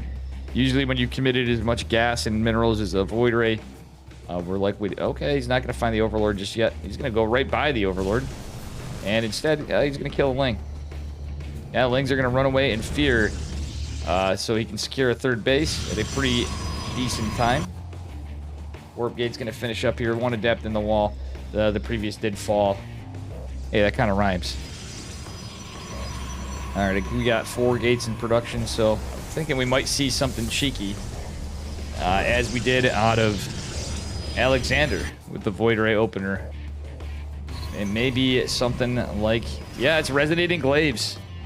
It is the Void Ray Resonating Glaives build from Paco Mike this time. Nice shade, actually. He's going to get a couple lings and is going to be able to retreat. One does take some damage, but the 2 adepts in there are going to be fine. Void Ray is going to go out, try to find some Overlords, but actually, look at this. They're all clumped up over here, but one Void Ray is certainly not going to do a lot for it. All right, Lings are going to scurry across the map. The bottom side Void Ray going to go in and try to find some damage on drones. Going to be annoying. Is going to get one drone as scouts the Roach Warren. It's a beautiful response from our Zerg player. Playing a little differently this time. He's going to have roaches out in time for the Resonating Glaives. Adepts to come across the map. No cheeky proxy pylon from Paco Mike, though. The difference in Alexander's build, he is going to go into a forge, so this is just an opener. It's 3 bases. He's not, like, really on a 2-base all-in, obviously. Yeah, he's just setting up for some pressure, but it could be game-ending damage. It's really game-deciding damage. All of these adepts going to finish up and go in here before Resonating Glaives is finished. However, they are still going to get a lot of damage. Another shade coming in, and that is an Evo chamber. Wait, is it a Hydra Den or an Evo chamber right there? Hydra Den in the 3rd base. Adept's going to psionic transfer into the natural, catching 3 more workers, but not much else. Let's try desperately to get some damage done before they all die. Blink and +1 is the follow-up. for our Protoss player. He's cleaning up the Lings. But not really target fire on the drones. It is going to force a lot of lost mining time, and these Adepts are going to go bye-bye for a moment. Okay, he's catching some more. But realistically, this is a bit more of a committal build. He's going to hop on top of this. Target fire on the Queen. He wants to get the drones. Paco Mike, not like this. He wants to trade a little more eggs on 53 workers. He's gotten some damage, but not anything really to write home about. The Adepts are going to be surrounded by roaches yet again as they go into the natural, finding 6, 7 workers. Let's see how everything traded out after that last Adept. Yeah, it's certainly nothing to write home about. That was cost-effectively a little better for Zurich, but in terms of workers, Paco Mike did God's work. He's not even rushing a 4th base just yet, but I wouldn't be surprised if he postures to take one. He's going to expect a counter assault. We got Groove Spines being researched from eggs. No shield battery in the natural. And I think our Zerg player may have been anticipating 4th base, which is smart that Paco Mike didn't take it. Blink is going to finish here, and +1 just behind it as well, scaring the roaches away. That is a good number of stalkers, so you can't really fault their Zerg for that. He's going to build 6 Hydralisks. Is getting pneumatized Carapace as well, and +1 ranged attacks on the back foot of this. 4th base is going to go down just now for Paco Mike. He's going to get a shield battery down in the front. Going into charge. He is certainly not getting his +2 ground weapons. Would like to see that getting researched pretty soon. He is. Okay, there we go. As soon as he had the gas, he went right on it. Good stuff. Maybe we're going to see a Zealot warp in. Maybe not. We'll see. No robotic. Actually, did we get a robotics facility? I swore I saw a warp prism. We do have the warp prism. Dave's just a little tired here. Okay, the roach push. Just a slight one going on to pressure the 3rd base, but it's walled off. Oh, nice catch on the Overseer. Good stuff for Paco Mike. He's tipped his hat to where he is. Our Zerg player does have 4 bases as well. Paco Mike is just finishing up here. The wall is going to be in a little bit of jeopardy. Photon Cannon buying some time as Stalkers are warped in. But the roaches will ultimately be cleaned up from this, and the Stalkers could even... he could actually blink them all back if he wanted to. Ooh, get some Overlord snipes in the meantime. Eggs, well, he does have a 200 supply cap, so it didn't really hurt him that bad, but every trade is a good trade if it's for free. Another robotics facility going down for our Protoss player. He's got Immortals in production, a Lurker Den going down, and Roach is posturing over here. We got a Roach Hydra push into the 3rd base. Certainly going to be able to chisel on this production. No shield batteries, but guess what? He might force a retreat. This is a lot of units over here. It is just Stalkers and Sentries. But there is a Warp Prism with this. We don't have an Observer, though. Charge lots wouldn't be a bad idea after this. We're going to see some Queens get cleaned up. Their army is going to come behind, and guess what? This is a little bit of a pincer attack after the force fields wear off. The Warp Prism is in a lot of trouble. Does it escape? Nice control from Paco Mike. He does split the Warp Prism off from his army control group, and he is going to take this fight a little rough. Our Zerg player has a massively larger army. It is 2 times the size. Muscular augments being researched from Zerg. +2 ground weapons going to finish up here for Paco Mike in a little bit, and he has what I like to see when we haven't seen enough of a Robo Bay going down behind us for Paco Mike, who is going for a charge lot run by into 4th base. Yeah, it's not going to find any drones. Does catch a Queen. That's about it, and force the army back behind him. Time to maybe gain some army supply here. He's going to build a couple of Immortals, probably going into Disruptors behind us. He's going to get some charge lots warped in, and yeah, the Hive is going down. The Lurker Den is out. So we are going to see the Lurkers this game, but this time we will have some Disruptors ahead of time, which should pop a little quicker, obviously, than Carriers. Zealot's going to go tank into the Roaches. Not the best fight for our Protoss player. Meanwhile, the army is, again, going to be surrounded by a bit of a pincer attack. The Immortal trying to target fire the Roaches, but that's a full surround from the Zerg coming at him from 2 sides, and this army's a little disjointed. Eggs seemingly in a good position, or great position here. Disruptor on the way. Battery overcharge has been casted, but guess what? It's going to go down. The shield battery falls, and workers starting to fall like dominoes. There's not a lot of units here for Protoss to defend. He's trying to buy time for a disruptor, but that 4th base is going to go down. A 5th is going down behind us, which is a little awkward in PvZ, but he could potentially mine another base. And a disruptor and a dream, folks. Here it is. He's going to come out. The Zerg army's clumped up, and nice splits, but guess what? Like 5 Hydras fall right there. 13 workers fall for Protoss. It's even army. It's even worker supply, rather. The army supply obviously heavily in favor of our Zerg player. Probe's trying to go down to the 5th base. Our Zerg player unaware that of its existence. Seismic spines being researched. And guess what? +2 ranged attack for our Zerg player is going to complete eventually. That being said, +3 ground weapons for Protoss there. The 5th base is scouted. That's a bit of a rough position for a Protoss player. However, he is going to potentially be able to come down in time to save this. Yes, there's a blank forward. Very aggressive flank and charge. Lots coming behind us means he's going to be able to hold a bit. Our Zerg player is going to posture back, maybe picking off some probes in the way. The disruptor, oh, is getting target fired by 1 roach. Our Protoss player needs to come back and save this disruptor because that can save him the game. But guess what? Oh, it does catch some beautiful. It makes a beautiful connection with that Nova. More disruptors in production, only 1.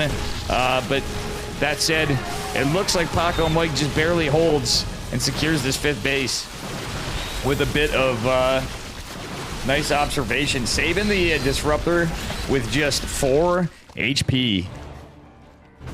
Oh man, this is certainly a banger of a game. Number 2. All right, we do have 5 lurkers in production. Adaptive Talons coming. Disruptor count is just at 3. But we do have Psionic Storm, more Immortals being warped in. So a lot of the Protoss army just kept getting chiseled away at. Paco Mike does have a 4th base. Again, no static defense. Lost his 4th before. So kind of in an exposed position here to his natural and 3rd base for Ling run bys if Eggs decides to do so, which he's not. Trying to get one into that's not the area you want to go for with it. All right, Paco Mike is going to try to clear off some creep, try to get a run by, but guess what? It's going to be greeted by lurkers, which are going to jump here, but at least he scouts them.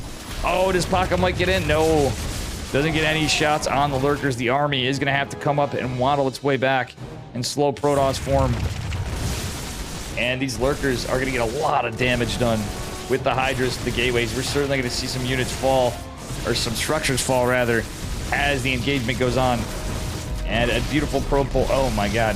This is a multi-prong attack from our Zerg player, forcing Paco Mike to try to save his fresher base because there's more minerals, more units, and a nice Nova cleaning some of these units up. However, this 3rd base is very exposed. However, it's very mined out. He should pull the probes a little earlier. Shield battery is going to buy some time, but not a whole heck of a lot. He's going to defend on this front. Oh, no. 1 lurker on top of disruptors. Zealots coming in. I think those disruptors are on cooldown, so this army is going to... Wow, nice storms. He does force the lift off, but he's going to lose his 3rd base. Again, not a lot really there to help, but the 2 Hydras are going to get some hull damage on the Immortal. Army supply picking up for Paco Mike, however, but he's down... Actually, he's down 2 bases. So that is very unfortunate. He's lost 2 bases. Is on +3 ground weapons at least. Does have Blink, Resonating Glaives, and Storm with a Robo Bay behind it. But our Zerg player is going to commit to more lurkers, more Hydras, and still has a lot of roaches here. If he can keep up this economy, I wouldn't hate some Ravagers being made too. Corrosive Vials in the mix would be absolutely deadly. But oh, this army's not scouted. We need some Novas now. They do land, but do not connect with the disruptor, with the lurkers rather. And there's a run by attempted in the north side of Paco Mike's bases. They are going to go right into the 3rd base. Oh no, long distance mining. The Hydras and lurkers catching a lot of probes in the long distance form. Paco Mike, I think, is just going to try to push, but there's so many lurkers on the map. I don't think he can do too much. Zerg player is in a great position. He's going to be able to capture either base. Force the recall. Oh, does the Nova land? He catches about the best Nova he could. The only thing he could have had better is if he caught that 1 lurker. Their base is going to finish, but there's nothing to defend it. And all of the army's out on the map. Paco Mike looks like he's in a lot of trouble this game. Zealot's going to try to run in. Unfortunately, taking the wrong hit. The Observer is sniped. Oh, that's very unlucky for Paco Mike. That lurker only has 2 health. Disruptor does come in to try to clean it up. Sadly, the other one does fall. Oh, That was actually a nice snipe. There is a disruptor here, and guess what? The changelings don't get the block. This base is saved. But for how long? The Zerg army comes back. Paco Mike didn't retreat in time. That's enough to out DPS anything. Units be damned. If he just target fires the Nexus, it's down. But guess what? The disruptors are going to be the target of choice, which is a smart move from our Zerg player, considering that he still has 9 lurkers on the map. Paco Mike actually trying to secure a comeback, and the army supply is looking pretty even. Our Zerg player, however, is going into a Spire, and again, going uncontested on this 5th base with lots of spine crawlers is going to be a bit of a problem. Paco Mike can't transition to Stargate with this kind of economy too easily, so he's going to have to double down on disruptors. That being said, a Ventral Sack Overlord's coming. We're going to see some Dropper Lord Lurkers from Eggs. Eggs is going to go... Yeah, he's going to come back at it again with a big assault. Only 1 disruptor back home. So we're going to see a little bit of a base race, I think, pretty soon here. Or maybe a recall. Probes getting pulled. They're trying to be pulled. Disruptor does land. Catches some of the Hydras, at least. Oh, our Protoss player is going to go back. Trying to get some value in with a little bit of a Zealot run by. Going into the worst base you possibly could. Unfortunately, he's going to get a gas, but all these spines. If he went down here, though, it's mostly mined out. It probably would have been the most ideal situation. Beautiful storms, battery overcharge activated cannons here. Oh my god, the Zealots actually doing the work with the storms. This lurker, oh, if it goes down, no, it won't. Does have just 5 HP. We do have another observer in production for Paco Mike. A Greater Spire coming down. You know what that means? That means Brood Lords. Do we have any Corruptors out, though? No Corruptors just yet. There's not a lot of gas, not a lot of mining. This base fell for Eggs. Paco Mike making a comeback, potentially. The army supply's dead even. I don't think there's really going to be a lot. If you look at the economy, it's damn close. The economy is certainly in favor of Eggs, but he really doesn't have enough. Oh my god, this base is a Chad move. We do have some disruptors out. He has to anticipate where it is because there's no observer right here. Okay, he's gonna get it. Oh, only needed 1, but he didn't know that does damage his own Nexus. Paco Mike retreating. The West Army to the other side. Greater Spire coming down. Range attacks +3 finishing for our Zerg player, and 4 Corruptors in production. But our Zerg player doesn't have the greatest economy himself. Can Paco Mike secure this base? Lings are coming in to be Archons, and the charge lots are going to clean up the Lings. The Overlord drop and creep is even going to fall here momentarily. Paco Mike is now ahead on army supply, but he has to respect the lurkers. Has the 4 Immortals I like with the High Templar and Archons over here too. So altogether, it's a pretty sizable Protoss army. The Protoss Death Ball, but Broodlords could be useful. And the big brain strats are happening. That is a Ventral Sack Overlord with 2 lurkers, as I called it before. Just from how things played out, he wasn't able to secure it. Lurkers, good units, though. He's going to try to debate these Archons, and he's going to get some value. Archons are pretty expensive units, so it does help out in the fight. Corruptors have been revealed. We have 3 Broodlords in production, so Lurkers and Broodlords together can be a bit of a problem for Protoss, but he's going to be able to get some damage. At 5th base is going to be killed, actually. That hatch is definitely going down because of everything going on. Beautiful storms from Paco Mike. But man, yeah, we don't have Vipers, though. So Broodlords were cool, but I think some Vipers would have just won this game. Broodlords take so damn long to get in, and there's just not a lot of them. Corruptors need to retreat. There's not enough Zerg economy for Broodlords. Realistically, Vipers would have been a much better answer from Eggs. There are a lot of High Templar to contest this, but ooh, War Prism is in trouble. Is going to go down with 4 Zealots. Let's take a look at the trades for what was lost. Everything's looking pretty even, actually. This game is nuts. But our Protoss player has secured another base where our Zerg player is going down to not a fresh base, but something mined out. The Lurker drop. The hardest thing is it going in to kill tech. We're going to see probes being pulled. Big assault of Broodlords, Lurkers, and some Hydras and Roaches with a couple Corruptors that are not Broodlord yachts come down here. Not a high Stalker count. Not a lot to contend with the Broodlords for our Zerg player. Yeah, we need a Void Ray, but the Stargate is in trouble. But realistically, again, there's not a lot of economy for Broods. So these Corruptors are actually just maybe just cannon fodder targets for the moment. And Protoss army, I think, can just take this. There's a lot of Immortals. He has to respect it because there still are 2 Broodlords. zoning it back. Not the greatest protection, but you know what? Battery overcharge is activated. We do lose another Immortal. Storm's going down. All the Immortals are cleaned up. Those Broodlords actually helped. Funnily enough, but GG is called, and Eggs wins in a very late game ZVP. We're now on to game number 3. And yeah, looks like I'm scaring some of you guys off now, huh? Interesting PVZ for sure.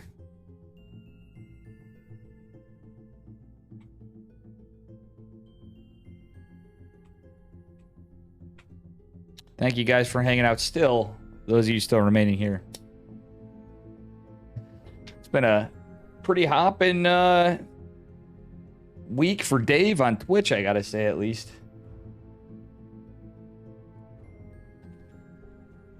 And for DreamHack, and for that matter. So we'll see what happens.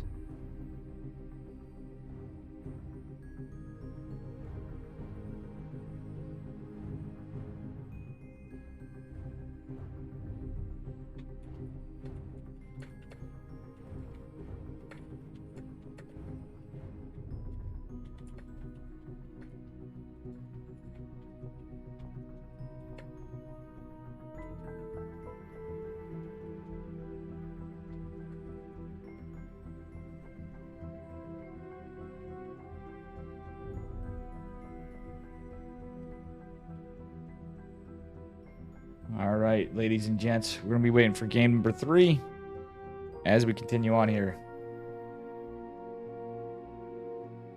Good stuff.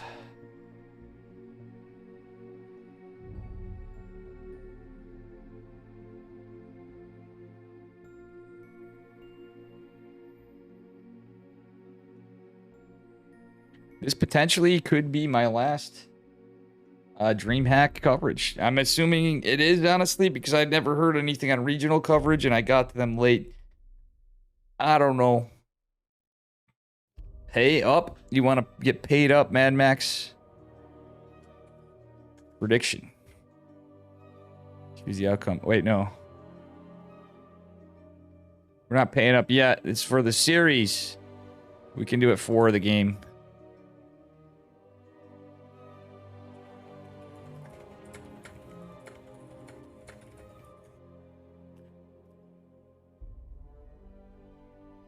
Because it's 1-1, though.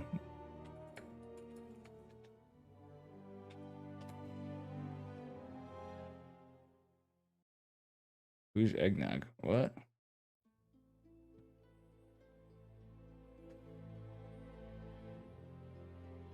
We've all the casters are in, and we are going into game number 3 right now. Game number 3.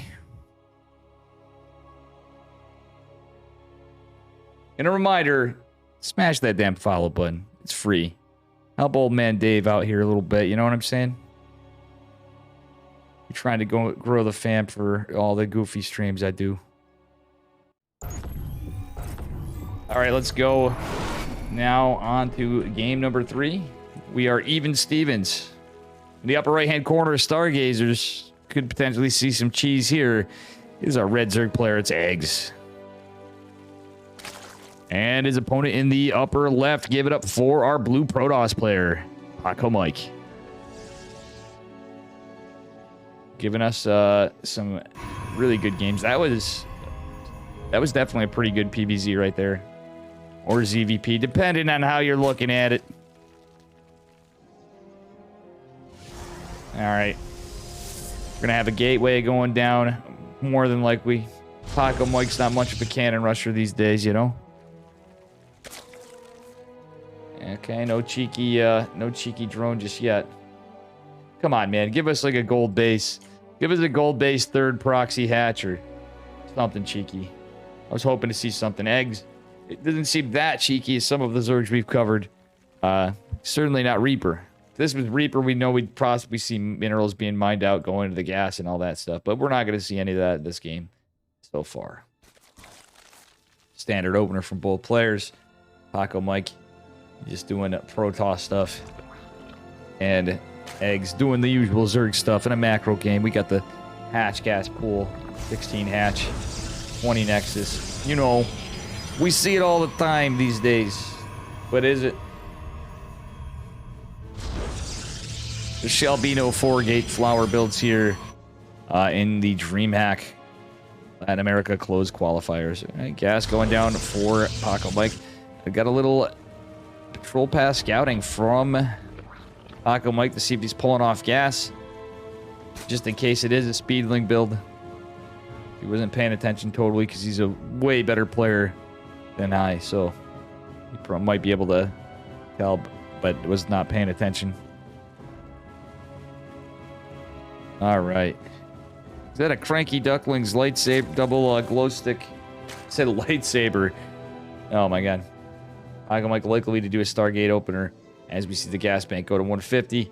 And yeah, it's going to drop right away. To be expected. Lings looking to get a kill, and it looks like they will get this probe eventually. For sure. Third hatch going down a little later for eggs, but that's pretty standard for him. He's seemed to be adding up. Whoa, that probe survived. Adept is going to go out across the map. We'll see what she does.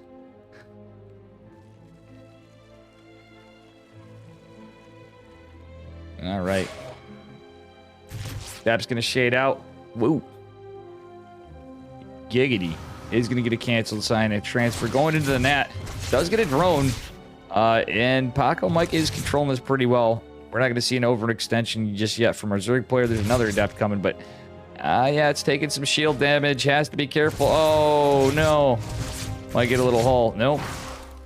Gonna get a few Lings. There's more Lings in production. However, the two Adepts are going to make their way in. They are going to get surrounded, but you know what?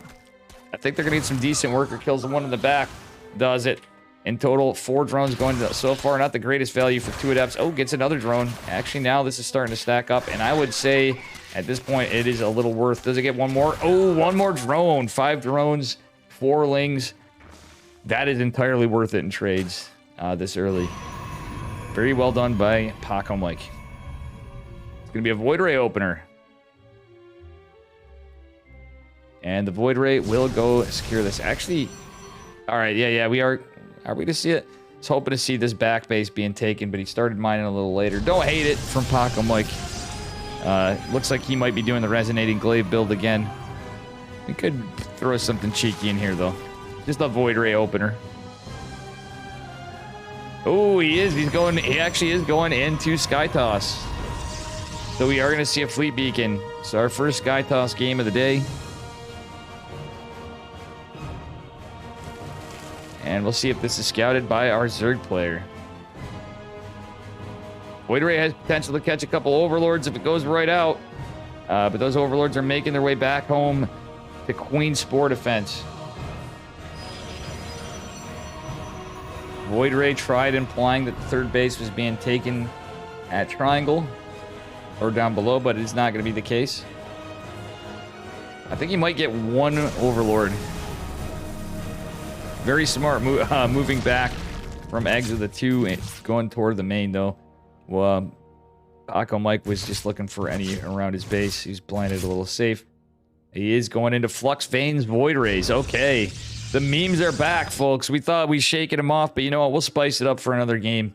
We'd seen enough of them forever, we thought. But you know what? It's going to be Flux Vein Void Rays with +1 on 3 bases so far for a Protoss player. At least for an opener. Roach Warren's going down for a Zerg player. He's going for more gases. So we may see a Spire if this is scouted. Void Ray going out to put some pressure on potentially or catch some Overlords. Maybe deny some creep spread. Is going to get an active creep tumor being formed before this. This Quark here. Oh boy, House Quark. And Void Ray escapes without taking any hull damage, which is good because that's what he's going down to. Spire going down for eggs means he is probably going to be... I think he's sniffing this out. He's only seen 1 Void Ray, but he's sniffing this out. He's not seen anything in terms of gateway units. +1 air weapons, about 50% complete. Glio reconstitution being researched from our Zerg player. And we have our first carrier out as well. A group of 5 Flux Vein Void Rays that can contest a hatchery. And we do have an Overseer going out. And guess which hatch they're going for? It's going to be a freshly popped hatch. There are some queens, yeah, but you know what? I think this hatch is going down to Void Rays doing their job of denying 4th base. Getting a kill. Not just a denial. Are going to go pressure up, but that's a lot of queens. He has to be careful. They do have flux veins, but I don't think it's going to matter. Yeah. Nice micro, though. Does get a queen, but he's going to take a lot of hull damage. I think he's going to lose. Oh, he loses a Void Ray. Sees that his opponent is going to mine out this back base. Overseer going to get a full scout. We got charge and +1 on the way. The carrier is scouted. Well, the 2 carriers in production. And we're going to have gates dropped. Carrier is going to target the Overseer. And we do have a couple links out denying some things. Void Ray is going back out to be a menace across the map. They should just push out. He's going to... Okay, he's going to scout it. Creep spread's not quite done. Queen's on a position. We do have mutas. Oh, boy. Actually, mutas against the +1 voids and numbers. Yeah, the voids aren't split up. One is going to get killed before it goes down. Oh, man. And according to Loco sometime back, Void Rays are made out of plastic. Hey, look at that. Clutch recall actually just in time. Right on, man. He actually gets some damage down here at the triangle base. Mutas, though, in great numbers. That was, wow, the timing. +1 flyer attacks being researched. But the carriers are out to help with this. 9 workers falling for Paco Mike. They're even on workers, but that's so many mutas. Only 2 carriers and 3 Void Rays to fight this. Void's not the greatest against mutas in a 1-to-1. They do have the +1 advantage, but there's only 2 left. Okay, there's some Phoenixes out. Phoenixes, on the other hand, with +1 advantage for a bit especially, are going to be kind of nice with all this together. You should at least be able to keep the mutas at bay. But we're doubling down on mutas. I don't know how much I like this out of our Zerg player. Mutas, not really the greatest against Skytoss. He is going to try to get some Ling run bys and deny this base. There's some Zealots here. Charges finish. Anion Pulse Crystal is going to be researched for the Phoenixes. So we got some Phoenix range coming in here. Hey, how you doing, Housecourt? Speaking of Devil. And Gene Sim. Carrier's in a bit of trouble. That's a lot of mutas.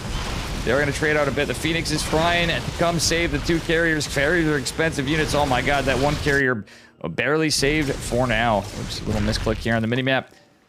And the Phoenixes are going to be annoying. Anion Pulse Crystals finishing up here. Flyer attacks +1s have completed. So we do have ranged Phoenixes going to push in. But guess what? There's Queens to help defend. A lot of the meter count going down.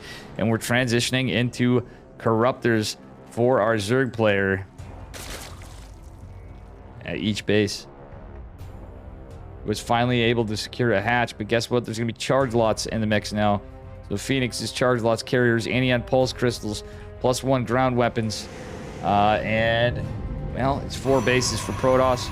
Our Zerg player trying to get to a 5th. He's trying to saturate his 4th in the 5 o'clock position base. Carriers kind of derping behind this, but the Corruptors could potentially jump on top of them.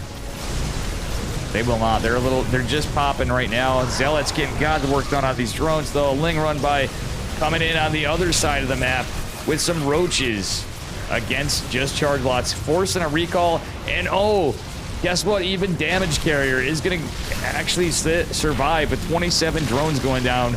Paco Mike now with a massive worker lead is going into a -400 mothership. I actually like motherships myself, but you know, it could be kind of anticlimactic or useful depending on the situation, of course. But our Protoss players cause so much damage. He's mustering up more troops. He's going into ground weapons +2, and he is getting a Templar Archives. Our Zerg player going into Hive Tech. If he can get the economy for it, which it's looking a little rough for Pearl Eggs here in game number 3. I don't really know how he's going to get to maybe Ultras, because there's a lot of Phoenixes. He reads this, he sees that it's all gateway heavy ground toss. Ultras would be great, but if he had the economy to afford them. As funny as that sounds, it is actual facts. Muta's in a little bit of trouble, though, trying to get a run by, but have to respect the Phoenixes are going to try to take this Elnaga Watchtower away from Paco Mike. The 3 Phoenixes scaring away like the 7 or 8 mutas over here.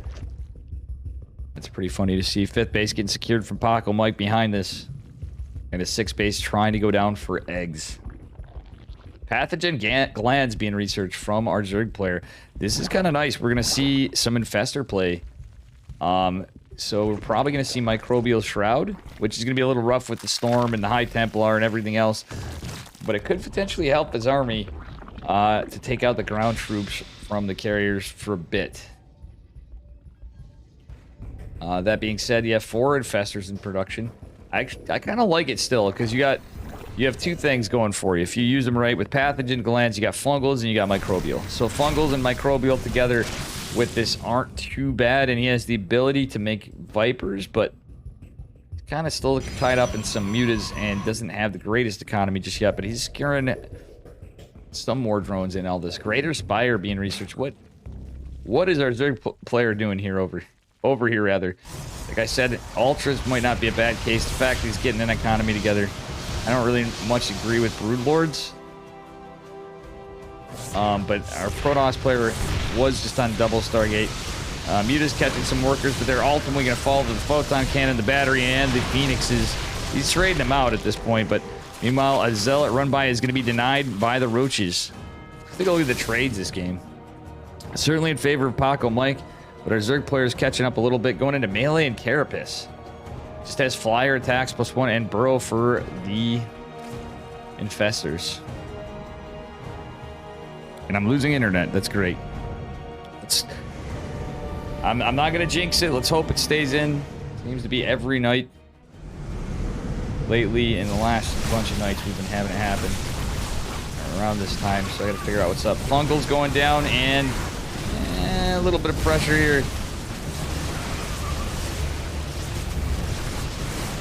Nice Fungals, nice Biles. Do take out some of the Phoenixes. Unfortunately, not the Void Rays, at least. Or not even damaging the mothership. There is no Overseer here, so this army's in a bit of trouble. Microbial isn't going to help the army that's not there. Oh, the Infestors getting Slowfield and Storm. GG is called, and Paco Mike takes game number 3, bringing us to potential match-winning match point here.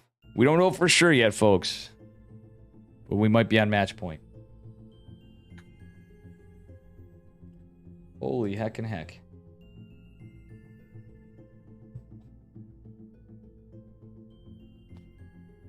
Holy heck and heck. Alrighty.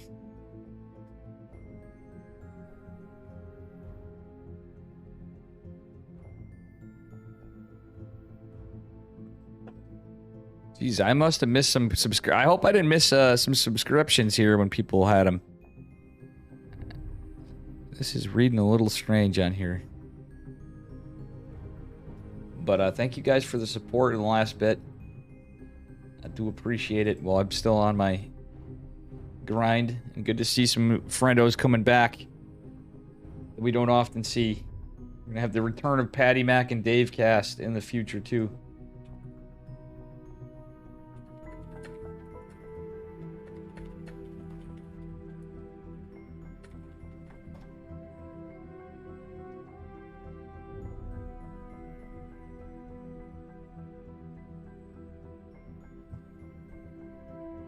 All right, here we go.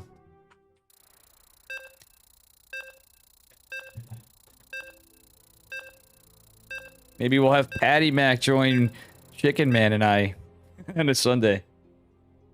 We can bring another musical caster. It's been a long time with Chicken Man and I. We're bouncing around with a bunch of people and figuring out the finals of a tournament. Not DreamHack, not ESL EPT, but on some other tournaments here. Anyway, can he come back 2 more games and take us to a game number 5 in the upper right-hand corner of Tropical Sacrifice in the red? Give it up for Eggs, our Zerg player. And his opponent in the bottom left, Mr. Protoss, man, it is Paco Mike in the blue. If he takes this game, he has qualified. It's our potentially last game of the night, but Eggs has potential to come bring it back home. We don't see no pool first builds out of Eggs. Very interesting. Would like to see a cheese the Protoss, guys, not gonna lie. a couple bangers would be nice to see here. But we're going to remain lactose-free. There's going to be less cheddar today in game number 4. Game paused. Okay, we got to pause.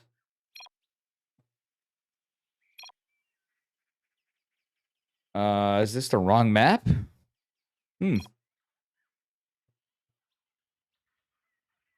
Dave casually pretending to understand what's going on here.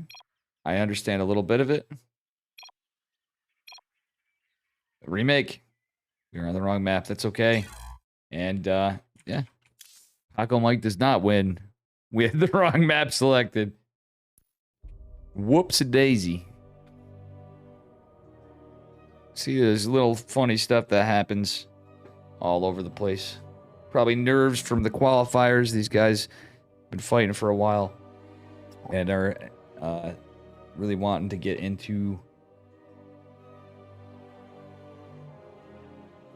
toward the live event, I should say.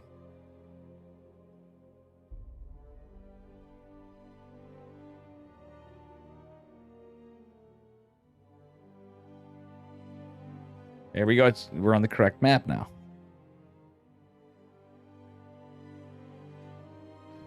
Too funny. Stuff happens, though. We're used to it. And now we're going on the correct map for game number 4.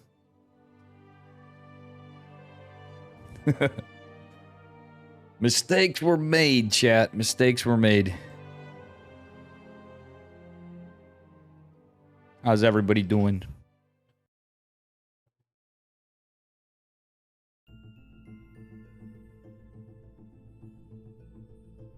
I would like to get some stuff done, but I think we might try to ladder after this too. We shall see.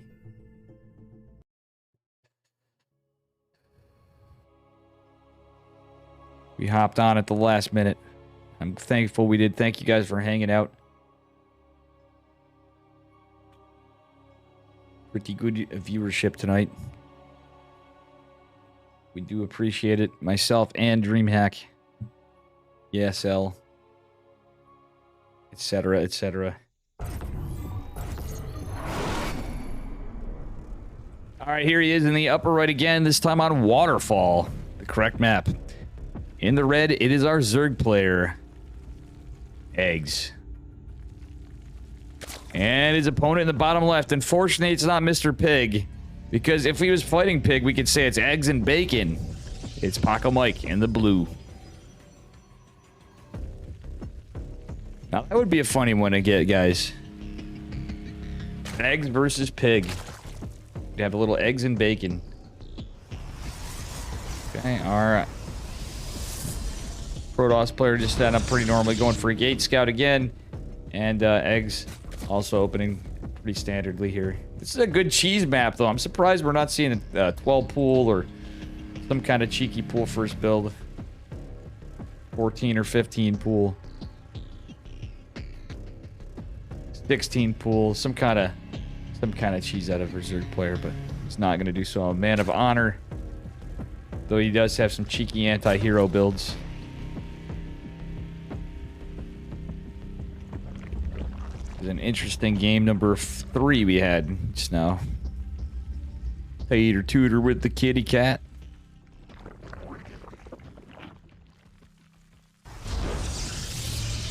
All right.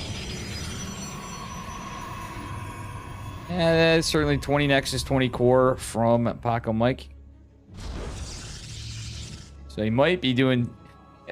that's an opener for a lot of things. Very standard. You can delay the core a little bit, but it seems like he's going into some tech. He might try to go to like 4-gate glaive or something, though. That's quite the timing for it. Spice it up. But that 4-gate glaive could be just a game-ending quick. Let's just decide this third match of the series pretty quickly here. We'll see what happens.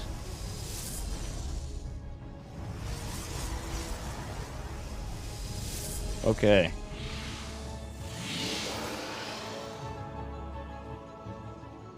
No tech yet.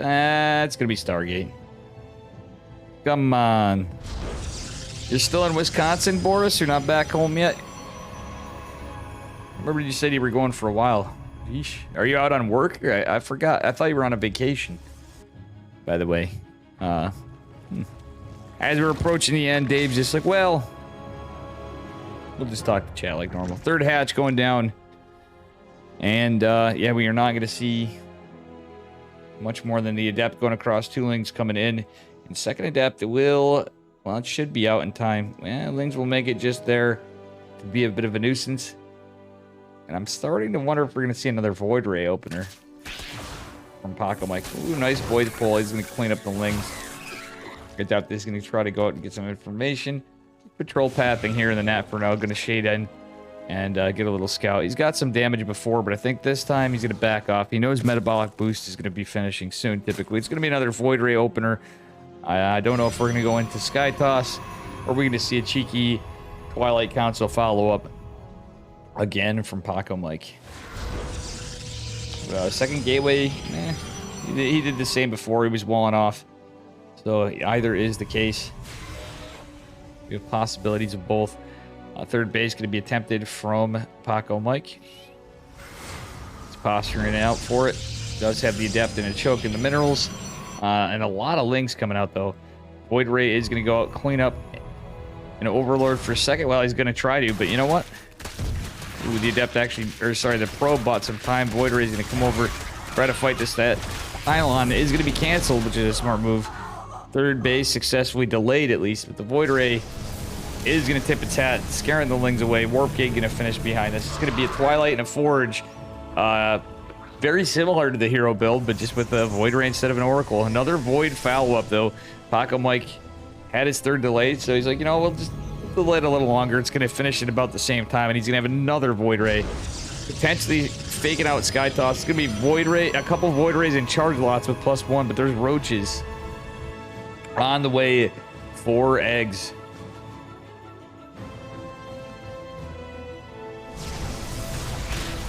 Not only one of our favorite breakfast foods or breakfast food components, he's a fantastic Zerg player. Third base is denied yet again for Protoss. Okay, I think we're going to see a 2-base all-in. Or, well, it's actually going to be maybe not really an all-in, but certainly a very committed 2-base push. And potentially a third behind it. Queens are pulled. Roaches are coming. We're going to see a little bit of the old days. But do we have a lair? No lair means no creeper lords, so there's no creep with this. These are untransfusable queens, and the Void Rays are going to go out to find some damage. To find no queens, there are some spores. This is going unscouted. Paco Mike in a bit of trouble. He's Charge Lots.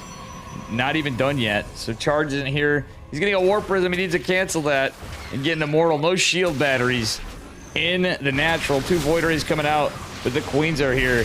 And you know what? Here's the cheese for Mr. Zorgy Zorg. Charge isn't done. These are slow zealots. The Immortal is denied. Shield battery attempting to go down, but there's corrosive vials available with these Ravagers. Only 2 Void Rays, slow zealots, and 2 of the gates of production are denied, as well as a Ravager in the front being a pest.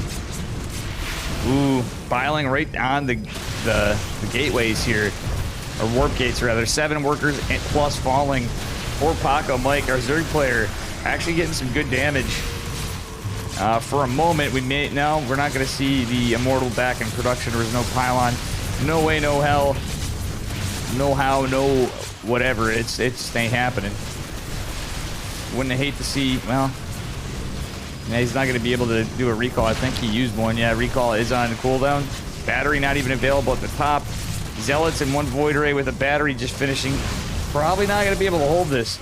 Our Protoss player is just eking out units as a huge amount of oversaturation, but no way to get those probes to the third base to mine. Which I don't think our Zerg player may not be aware of it, because this looked like it was a 2-base timing attack. Battery, ooh. GG. Going on to game number 5. Eggs is just not letting Paco Mike walk away with the bacon to qualify.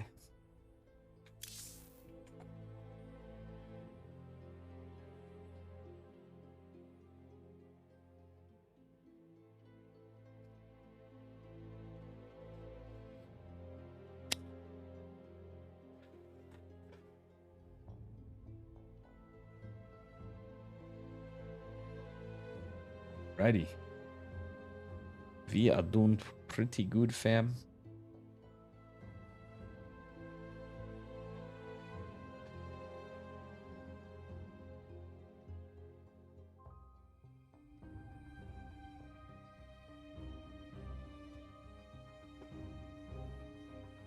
And here we go.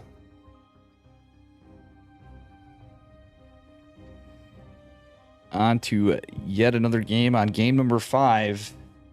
This is the deciding match point here, folks, for who qualifies. Is it going to be Eggs or Paco Mike? Eggs coming in with a surprising plot twist. A bit of a build order counter. In game number 4. Anything's possible here, folks. We may just see... Ooh, this is going to be a weird one for it. Surprising plot twist ahead. By which map it is.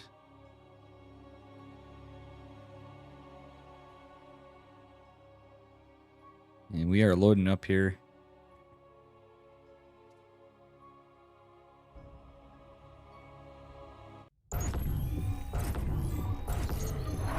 It's match point, folks, any way you look at it. Spawning in the upper left-hand corner of Cosmic Sapphire, one of the larger maps. Give it up for Eggs in the red, our Zerg player. And his opponent in the bottom right. Give it up for Paco Mike, our blue Protoss player. And here we are. Got a pylon drop arena right here.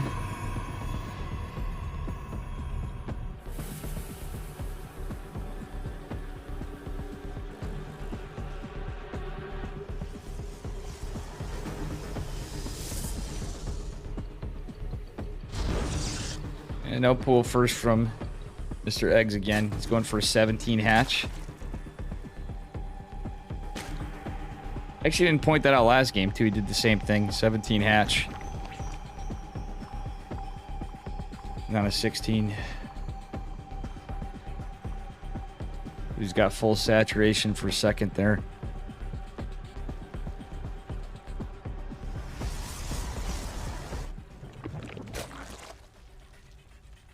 Filibuster, thank you for the 13 months. Actually, 14 months in a row. Holy shit. Thank you so much, man. Good to see you. Captain Newbie, how you doing? Filibuster, thanks again. I can't believe it. 14 months. In a streak. What a legend. And how you doing, Captain Newbie? I honestly can't even remember yesterday what I messaged us. Anyway, we're concluding DreamHack Masters Atlanta Latin America closed qualifiers.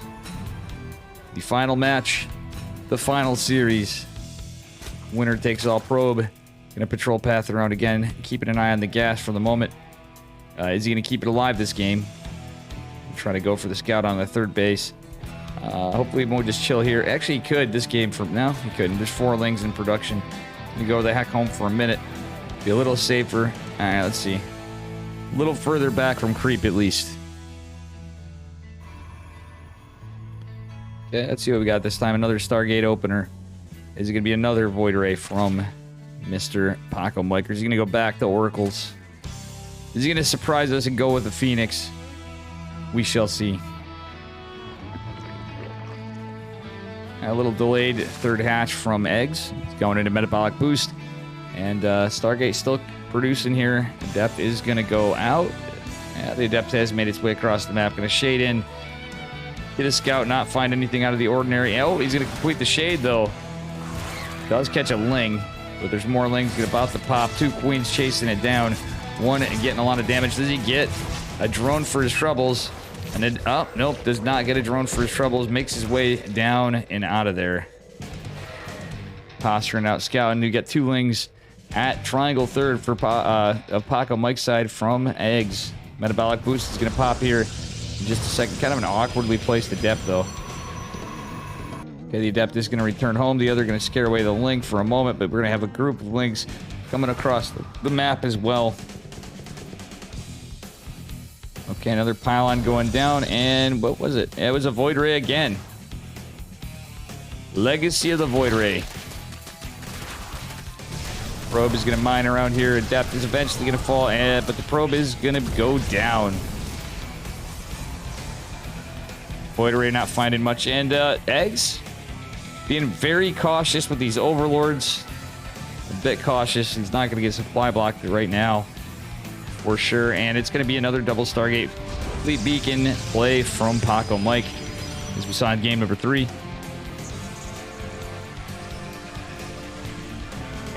Yeah, time certainly does fly filibuster.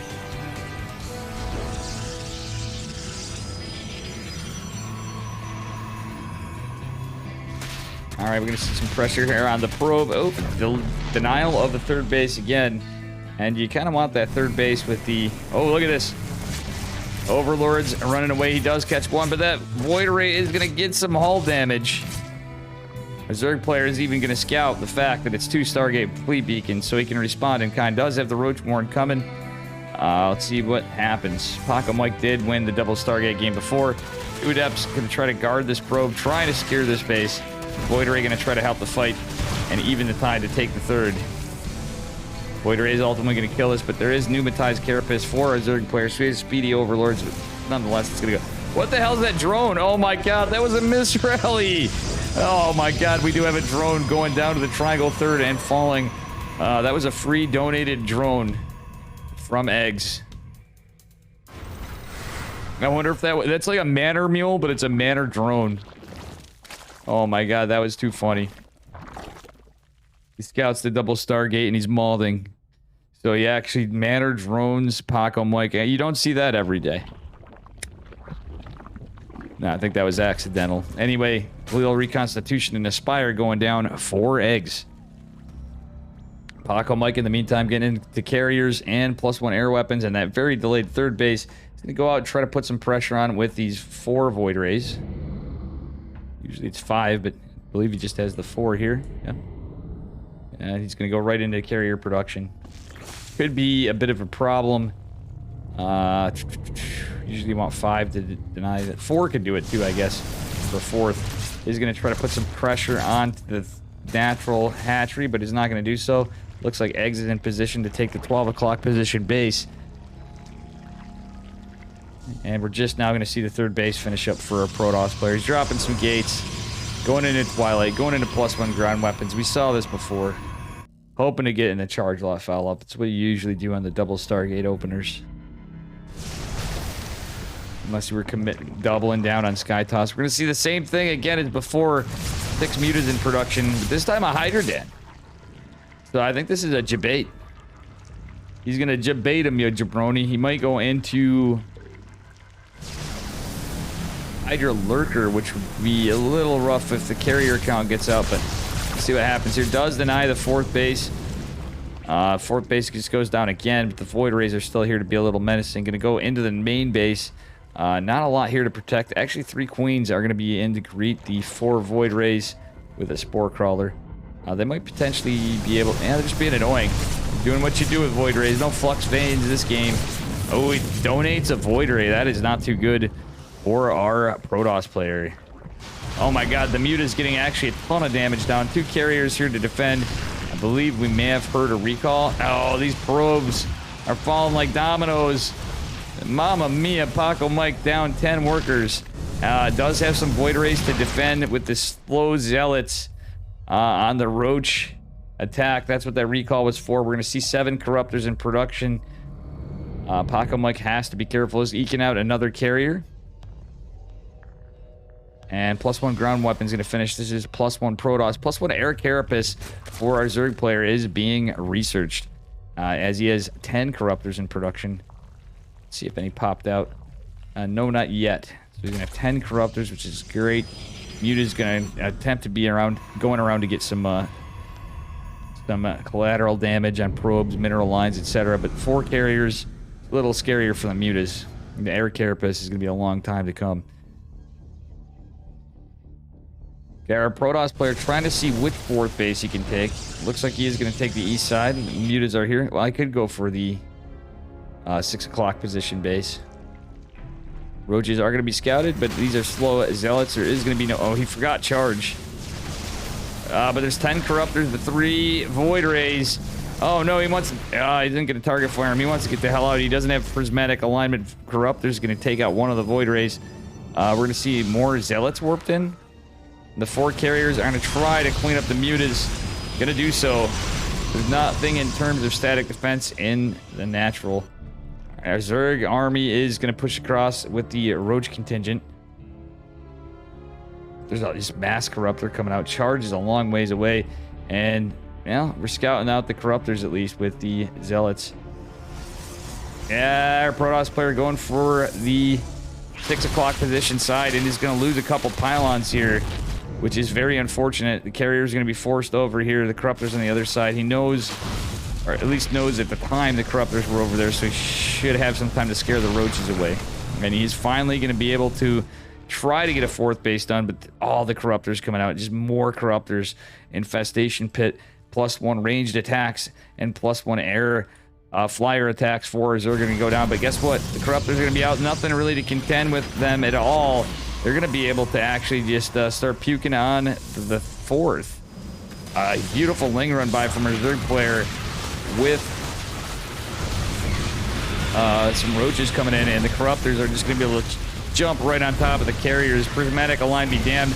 Archons are going to finish too late, though. Yeah, this might just be game. This could be game pretty quickly.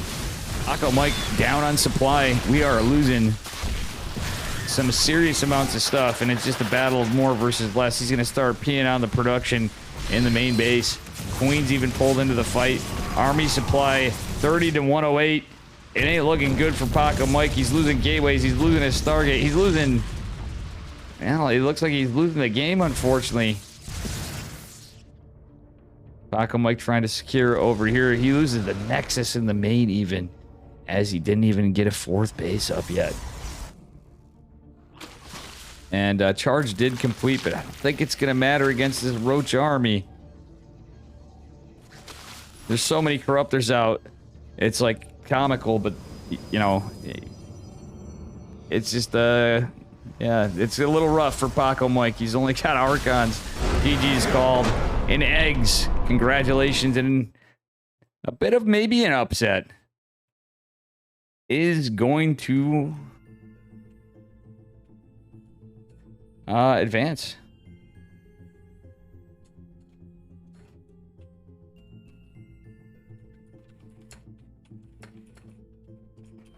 I don't know, guys. I think I might take a brief break. We're going to take a brief break here. Thank you guys for all the support today again.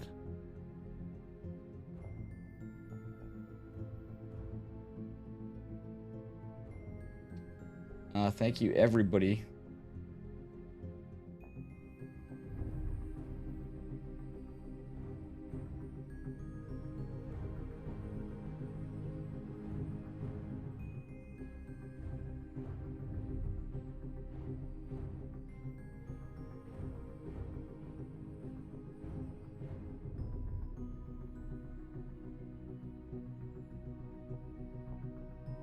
I will be back in a little bit, maybe. I think we need some more ladder.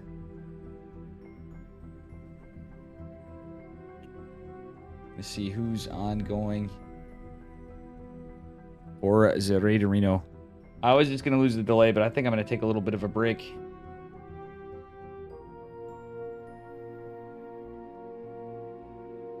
And who's likely to be on for a little longer?